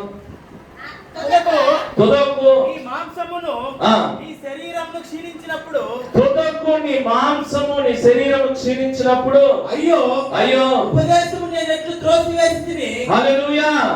ఈనాడు నీకు మాంసము శరీరాన్ని దేవుడు ఎందుకు ఇచ్చినాడు తెలుసా? இந்நாளிலே மாம்சம் சரீரம் எதை தேவன் దేవుడికి கொடுக்கிறார். ఎందుకు బలాన్ని ఇచ్చినాడు తెలుసా? தேவன் எதுக்கு உங்களுக்கு பலத்தை கொடுத்தார் தெரியுமா? నీ ఉన్న బలంతోనే దేవుణ్ణి ఆరాధించాలి. இருக்கிற பலத்தை தேவனை ஆராதிக்க வேண்டும். ఉపదేశాన్ని నీవు నిరాకరించకూడదు. போதனை நீ எடுக்க கூடாது. కొంతమంది ఏమనుకుంటారంటే వయసు అయిపోయిన పాట దేవుణ్ణి ఆరాధించుకోవాలి. ஒரு சிலர் வயதான பிறகு தேவனை ஆராதிக்கலாம் நினைப்பார்கள். దేవునికి సమయాన్ని ఎప్పుడు ఇవ్వాలి? தேவனுக்கு நேரத்தை எப்ப கொடுக்க வேண்டும்? ఎంత బిజీగా ఉన్నా కూడా దేవుని సన్నిధానంలో நீ గడపాలి. எவ்வளவு வேலையா இருந்தாலும் தேவனுடைய சந்நிதிக்கு வர வேண்டும். దేవుని సమయాన్ని అంత మాత్రం దొంగిలించకూడదు. தேவனுடைய நேரத்தை நீ களவு செய்யக்கூடாது. నీ సమయాన్ని అంతా వృధా చేసుకొని వృద్ధాప్యంలో దేవుని సన్నిధానానికి உன்னுடைய వస్తున్నాడు. நேரத்தை வீணாக்கி கொண்டு முதிய வயதில் தேவனுடைய சந்நிதிக்கு வருகிறாய். ఒక భక్తుడు ఈ రీతిగా పాడతాడు, ஒரு பக்தன் விதமாய் பாடுகிறார். నాకు బలము ఉన్నంత వరకు నమ్మలేదు నా యేసుని, నాకు బలము ఉన్నంత వరకు నమ్మలేదు నా యేసుని, బలమంతా పోయా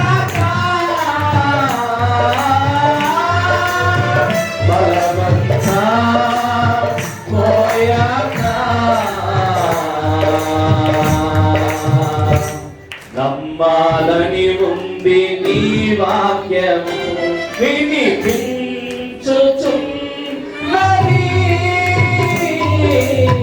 కేకనాదు ఒక కేకనాదు ఒక కేకనాదు. నాకు బలం ఉన్నంత వరకు దేవుడిని నమ్మలేదు. హల్లెలూయా. నేను பலம் இருக்கிறவரை தேவனை நான் நம்பவில்லை. బలం ఉన్నప్పుడు ఎవరు నమ్ముతున్నావు? பலம் இருக்கும்போது யாரை நம்புகிறோம்? నీ బలాన్ని నమ్ముతున్నావు. உன்னுடைய பலனை தான் நீ நம்புகிறாய். నీకు ధనం ఉన్నప్పుడు దేవుణ్ణి నమ్మలేదు. ఎందుకు నమ్మలేదు? உனக்கு பணம் இருக்கும்போது தேவனை நம்பவில்லை. కొంతమందికి ధనమే దేవుడు అయిపోయినా, சில பேருக்கு பணம் தான் தேவனாய் இருக்கிறார். కొంతమంది శరీరం బాగున్నప్పుడు దేవుణ్ణి నమ్మటం లేదు. ஒரு சில சரீரம் நன்றாக இருக்கும்போது தேவனை நம்புவதில்லை. వారి శరీరమే వారికి దేవుడైపోయింది. அவர்கள் சரீரம் அவருக்கு தேவனாய் மாறினது. కొంతమంది బంధువులు పక్కనుంటే దేవుణ్ణి పట్టించుకోరు. ஒரு சில உறவினர்கள் பக்கத்தில் இருந்த వారి బంధువులే వారికి దేవుడైపోయినా. உறவினர் தேவனாய் இருக்கிறார்கள். కానీ ఒక విషయాన్ని మీరు జ్ఞాపకం ஒரு చేసుకోండి. விஷயம் நீங்க ஞாபகப்படுத்திக் கொள்ளுங்கள். నీ బలము నీ ధనము నీతో రాదు. உன்னுடைய பலனும் உன்னுடைய பணம் உன்னுடைய வராது. నీ బలము కరిగిపోతుంది. உன்னுடைய பலன் அப்படியே கரைந்து నీ போகும். ధనము తరిగిపోతుంది. உன்னுடைய பணம் அப்படியே கரைந்து போகும். నీతో చివరి వరకు ఉండేది దేవుని ప్రేమ మాత్రమే. தேவனுடைய அன்பு மாத்திரம்தான். ఆయన అంటున్నాడు, ముదిమి వచ్చు వరకు ఎత్తుకొని వాడును నేనే అంటున్నాడు. அவர் சொல்கிற முதல் வயது வரும்போது எடுத்துக்கொண்டு நடக்கிறவன் நான் தான் இருக்கிறார். ஹல்லேலூயா. చిన్న బిడ్డకు 5 వయసు అయితేనే ఎత్తుకునే దానికి తల్లిదండ్రులు బాధపడతారు. ஒரு 5 வயது பிள்ளையை எடுத்து தூக்குவதற்கு எல்லாரும் வேதனைப்படுவோம். యుద్ధాల్లో నువ్వు ఇంకా ఎత్తుకోవాలని నేను అంటాను. அந்தவனை தூக்க வேண்டுமா என்று சொல்லுவோம். కానీ వృద్ధాప్యమందు దేవుడు నిన్ను ఎత్తుకుంటాడు. முதிர் வயதில் கர்த்தரை தூக்குவார். వృద్ధాప్యమందు ఎందుకు ఎత్తుకుంటాడు తెలుసా? முதிர் வயதில் ஏன் கர்த்தரை தூக்குவார் என்றால் వృద్ధాప్యములోని అన్ని ప్రేమలను కోల్పోయి విరుద్ధులుగా నిలబడతారు. முதிர் வயதில் எல்லாம் அன்பை இழந்து தனியா நீ நிற்பாய். నా బిడ్డలు విడిచిపెట్టి వేస్తారు. பிள்ளைகள் உன்னை விட்டு விடுவார்கள். భార్య విడిచిపెట్టి వెళ్ళిపోతుంది. மனைவி விட்டு விட்டு భర్త போவார்கள். విడిచిపెట్టి వెళ్ళిపోతారు. உறவினர்கள் விட்டு விட்டு போவார்கள். ఈ ప్రేమలను మనములను విడిచిపెట్టి పోయే సమయం వృద్ధాప్యం. பிள்ளைகளுடைய அன்பு நம்ம விட்டு போகிற நிலைமை కానీ முதியவர்கள். ఆ వృద్ధాప్యములో దేవుని ప్రేమ ఎలాంటిదో తెలుసా? முதிய వయதில் தேவன் அன்பு எப்படி తలాను కౌగిలించుకొని నిన్ను ఎత్తుకొని ముద్దాడే ప్రేమ దేవుని உன்னை ప్రేమ. அரவணைத்து தூக்கி முத்தமிடுகிற அன்பா இருக்கிறது. అలాంటి ప్రేమకు నీవు అవకాశాలను పెడుతున్నావు. அப்படிப்பட்ட அன்புக்கு நீங்க అలాంటి ప్రేమకు నీవు సమయాన్ని పెడుతున్నావు. அதனோட சமயத்தை தர வேண்டும். దేవుడు ప్రేమే అయి ఉన్నాడు. தேவன் அன்பா இருக்கிறார். నీ బలం ఉన్నప్పుడే నీ సృష్టికర్తను నువ్వు స్మరణకు తెచ్చుకో. உன் பலன் இருக்கும்போது உன் సృష్టికర్తனை నిனைவுపరచుకో. ఇక్కడ భక్తుడు అంటున్నాడు, అయ్యో నేను ఉపదేశాన్ని వినలేకపోయినా. అయ్యో నా బోధకத்தை கேட்காமல் போனேனே. సామెతల గ్రంథం 5:11 చదవండి. நீதிமொழிகள் 5:11 படிப்போம். చివరకు ఆ. నీ మాంసమును ఆ. నీ శరీరమును క్షీణించినప్పుడు ఆ. అయ్యో అయ్యో ఉపదేశమును నేను ఎట్లు త్రోసివేసితిని, ఆ. నా హృదయము ఆ. గద్దింపునట్లు తృణీకరించెను, ఆ. నా బోధకుల మాట నేను వినకపోతిని, ఆ. నా ఉపదేశకులకు ఆ. నేను చెవియక్కలేదు. నా ఉపదేశములకు నేను చెవి యొక్కలేదు. எனக்கு உபதேசம் பண்ணினவர்களுக்கு நான் செவி சாய்க்கவில்லை. ఈనాడు చాలా మంది ఉపదేశాన్ని నిరాకరిస్తున్నారు. இந்தியாவில் அநேகர் உபதேசத்தை நிராகரிக்கிறார்கள். ఉపదేశాన్ని పట్టించుకొని అంటున్నారు. உபதேசத்தை கண்டு கொள்வதில்லை. లోకములో పాపం ఎలా ప్రారంభమవుతుందో తెలుసా? உலகத்தில் பாவம் எப்படி ஆரம்பமாகிறது தெரியுமா? ఉపదేశము వారి జీవితంలో లేనందువలనే పాపము ప్రారంభం. உபதேசனுடைய வாழ்க்கையில் இல்லாதனாலே பாவம் ஆரம்பமாகிறது. చూసిన సారీ సారీ సారీతోనే పోతుంది. எதுக்கு சொன்னாலும் சாரி சாரி சாரி என்று சொல்கிறோம். ఎన్ని తప్పులు చేసినా సారీ చెప్పుకొని పోతున్నాం. ఏం చెప్తున్నా? எவ்வளவு தவறு செய்தாலும் சாரி சாரி என்று சொல்கிறோம். ఎన్ని తప్పులు చేసి எவ்வளவு தவறு செய்தோம் ప్రతిసారి నువ్వు బలలో చేయి వేసుకున్నప్పుడు ఏమంటావు? ஒவ்வொரு தடவை திருவந்தில் பங்கு கொள்வது என்ன சொல்றோம்? ప్రభువా నన్ను క్షమించు ప్రభువా అని. ஆண்டவரே என்ன மன்னியும் ஆண்டவரே. ఎంతన వాటిని సారీ సొల్లిరుగా தெரியுமா? ఎన్ని సార్లు సారీ చెప్పి ఉన్నావు తెలుసా? నువ్వు చెప్పిన సారీలన్నీ లారీలుగా నిలబడి ఉన్నాయి అక్కడ. நீ சொன்ன சாரி எல்லாம் லாரி லாரி முழுவதும் நின்றிருக்கிறது. ఆ సారీలు చెప్తే నీ కథ అక్కడ. హల్లెలూయా. హల్లెలూయా. అప్పుడే దేవుని బిడ్డలారా, ప్రియమైన దేవ పిల్లయే, సారీకి కూడా ఒక లిమిట్ ఉంది. சாரிக்கு கூட ஒரு லிமிட் இருக்கிறது. యేసయ్య ఒక్కసారి ఎక్స్క్యూజ్ అడిగాడు. இயேசுவன் ஒரு தடவை தான் மன்னிப்பு கேட்டார். ఏమన్నాడు తెలుసా? என்ன சொன்னார் தெரியுமா? తండ్రి వీరేమి చేయుచున్నారో వీరిని క్షమించాలి. பிதாவே இவர்கள் என்ன செய்கிறார்கள் என்று தெரியாது, இவர்கள் மன்னியும் என்று பிதா ఆ మాటకి சொன்னார். ప్రపంచాన్ని అంతటిని దేవుడు క్షమించినాడు. அந்த வார்த்தைக்கு உலகம் முழுவதும் கர்த்தர் மன்னித்தார். స్టెఫన్ రాళ్ళతో కొడుతున్నారు. சேவனை கல்லினாலே அடித்தார்கள். ప్రభువా ఈ పాపము వీరి మీదను వీరి పిల్లల మీద మోపకయ్యా, వీరిని క్షమించయ్యా. ஆண்டவரே இந்த பாவத்தை இவர்கள் மீது உங்கள் பிள்ளைகள் மீது சுபகாரையும் இவர்கள் மன்னியும் ஆண்டவரே என்று சொன்னார். ఎప్పుడు మనం క్షమించని అడుగుతున్నాం. మనం ఎవరినైనా క్షమించున్నామా? நாம் எல்லாரும் மன்னியும் மன்னியும் கேட்கிறோம். நாம் யாரையாவது மன்னித்திருக்கிறோமா? నీ భార్యను క్షమించున్నావా? உன் மனைவியை நீ மன்னித்திருக்கிறாயா? నీ భర్తను உன் క్షమించున్నావా? கணவனை நீ மன்னித்திருக்கிறாயா? నీ బిడ్డలను உன் క్షమించున్నావా? பிள்ளைகளை நீ மன்னித்திருக்கிறாயா? ఆ స్వార్థాన్ని పెట్టుకొని ఉన్నావేమో உள்ள మన மனதில் சுயநலத்தை வைத்துக் ఇదిగో கொண்டிருக்கிறோம். దేవుని వాక్యము నిన్ను హెచ్చరిస్తుంది. தேவனுடைய வசனம் நம்மை எச்சரிக்கிறது. నీవు ప్రభు బలలో చేయి వేసేటప్పుడు క్షమించే అనుభవం నీకు కావాలి. நீ திருமணத்தில் பங்கு கொள்ள மன்னிக்க வேண்டிய அனுபவம் இருக்க నీకు வேண்டும். క్షమాపణ అనుభవం ఎలా ఉన్నదో క్షమించే అనుభవం కూడా అలా ఉండాలి. அர்ப்பணிப்பு எப்படி இருக்கிறதோ அதே போல மன்னிக்கிற அனுபவம் இருக்க வேண்டும். క్షమించలేకపోతున్నావేమో, மன்னிக்காமல் போகிறாய் నీ என்னவோ, భార్యను క్షమించలేకపోతున్నావు, மனைவியை மன்னிக்காமல் போகிறாய் என்னவோ, నీ బలహీనతను విడిచిపెట్టలేకపోతున్నావు. பலவீனத்தை விட்டுவிடாமல் போகிறாய் என்னவோ, దేవుని వాక్యం సూటిగా నీతో మాట్లాడు. தேவனுடைய வசனம் நேரடியாக உன்னிடம் பேசுகிறது. రక్త మాంసములు పరలోకానికి వెళ్ళవు. மாம்சம் ரத்தம் பரலோகத்துக்கு ఈ రక్త போகாது. మాంసములతో వైరాగ్యంగా ఉండనక్కర్లేదు. மாம்ச ரத்தத்தில் வைராகம் இருக்க தேவையில்லை. ఈ వైరాగ్యాన్ని విడిచిపెట్టు. நீ வைராகத்தை விட்டுவிடு. నీ యొక్క అహంకారాన్ని విడిచిపెట్టు. உன்னுடைய நேர்மையை விட்டுவிடு. నీవు ప్రాణాత్మ దేహములతో దేవుని సన్నిధానములో లొంగిపోతే దేవుడు నిన్ను ఆశీర్వదిస్తాడు. பிராணாத்ம சரீர தேவனுடைய போல தேவனை ஆசீர்வதிப்பார். దేవుడు నిన్ను దీవిస్తాడమ్మా. தேவனை దేవుడు வாழ்த்துவார். నిన్ను బలపరుస్తాడు. தேவனை பலப்படுத்துவார். దేవుడు నిన్ను ఆశీర్వదించేదానికి సిద్ధమయ్యాడు. தேவனுடைய ஆசீர்வதிக்க ஆயத்தமாய் இருக்கிறார். అయ్యా, నా దేహాన్ని నీకు అప్పచెప్తున్నాను. ஆண்டவரே, இந்த சரீரத்தை நான் உங்களுக்கு ஒப்புக் கொடுக்கிறேன் ஆண்டவரே. నీ దేహము కుళ్ళు పట్టింది. உன்னுடைய சரீரம் அழிவாய் నీ మాంసం இருக்கிறது. కుళ్ళి పట్టింది. உன்னுடைய மாம்சம் கெட்டு விட்டது ஆண்டவரே. ఆండవరే నీ మాంసం కుళ్ళు పట్టింది. உன்னுடைய மாம்சம் கெட்டு விட்டது. నీ మాంసము నీ యొక్క శరీరము నీ రక్తం కుళ్ళు పట్టిపోయింది. உன்னுடைய ரத்தம் மிகவும் அழிவுள்ளதாக மாறினது. ఇప్పుడు కుళ్ళు పట్టిన రక్తము కుళ్ళు పట్టిన మాంసం బాగుపడాలంటే ఏం జరగాలి తెలుసా? கெட்டுப்போன மாம்சமும் கெட்டுப்போன ரத்தமும் நல்லா இருக்க வேண்டும். என்ன செய்ய வேண்டும் தெரியுமா?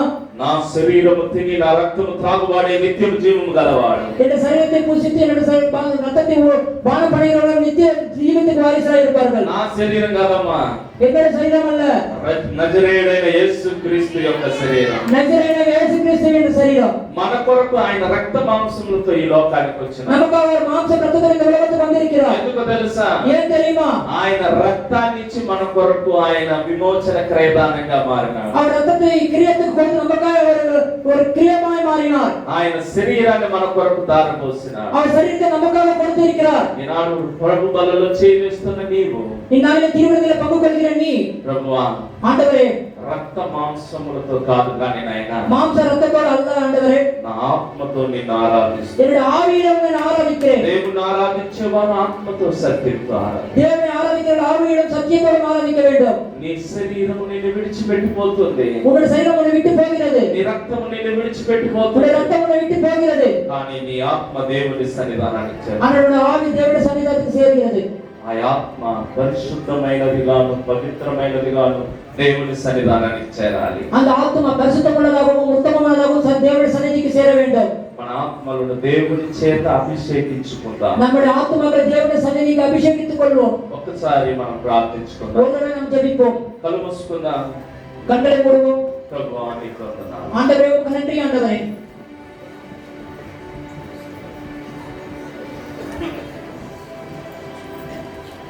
మా శరీరాన్ని మేము అనుకుంటున్నాం ప్రభువా. என் சரீரத்தை நாம் நினைத்துக் கொள்கிறோம் ஆண்டவரே. మా రక్తాన్ని మేము అనుకుంటున్నాం. என் ரத்தத்தை நாம் நினைத்துக் கொள்கிறோம் ராஜா. నాకు బలం ఉందని మేము అనుకుంటున్నాం. எங்களுக்கு பலன் இருக்கிறதை நாம் நினைத்துக் கொள்கிறோம் ஆண்டவரே. కానీ అవన్నీ వ్యర్థమని మీరు వాక్యం ద్వారా మీరు அவை எல்லாம் வீணானதை தேவ வசனம் மூலமாக நாம் தெரிந்து கொள்கிறோம் ராஜா. ఇక మీదటను మాలో ఉన్న ఆ యొక్క అహంకారాన్ని తీసివేయాలి. ஆண்டவரே, இனிமேல் எங்களுக்கு கொடுக்கிற அந்த மேட்டிமை பெருமையை எடுத்துக் போடுங்கள் ராஜா. స్వార్థాన్ని తీసివేయాలి. சுயநலத்தை எடுத்துக் போடுங்கள் ஆண்டவரே. మమ్మల్ని మీ సన్నిధానికి అప్పచెప్తున్నాం. நாங்கள் எங்கள் சன்னிதிக்கு ஒப்புக் கொடுக்கிறோம் ராஜா. మీరే బయలుపడండి ప్రభువా. நீங்கள் வெளிப்படும் ஆண்டவரே. ఏ హానోకు దేవునితో నడిచెను. ஏனோக்கு தேவனுடன் சஞ்சரித்தான். ఏలియా దేవుని సన్నిధానములో రోషము కలిగి నిలబడింది. ஏலியா தேவனுடைய சந்நிதியில் வைராக்கியமுள்ளவனாய் நின்றான். అలాంటి రోషాన్ని మాకు దయచేయండి. அப்படிப்பட்ட வைராக்கியத்தை எங்களுக்கு தாரும் ஆண்டவரே. అలాంటి నడిపింపు మాకు దయచేయండి அப்படிப்பட்ட ஒரு நடத்துதலை எங்களுக்கு தாரும் ராஜா. అని దేవుని సన్నిధానంలో ఒప్పుకుంటాం. அப்படி இந்த தேவனுடைய சந்நிதியை நாம் கேட்போம். ప్రభువాని బిడ్డలను మీరు ఆశీర్వదించండి. ஆண்டவரே, பிள்ளைகளை நீங்கள் ஆசீர்வதிக்க மாட்டாரே. వాక్యానుసారమైన జీవితాన్ని బిడ్డలకు అనుగ్రహించండి. வசனத்துக்கு ஏற்ற வாழ்க்கையை உங்களுக்கு நீங்கள் தாரும் ராஜா. యేసు నామములో ప్రార్థిస్తున్నాం. இயேசுவின் நாமத்தில் ஜெபிக்கிறோம். பிதாவே, ஆமென். అందరూ భక్తులు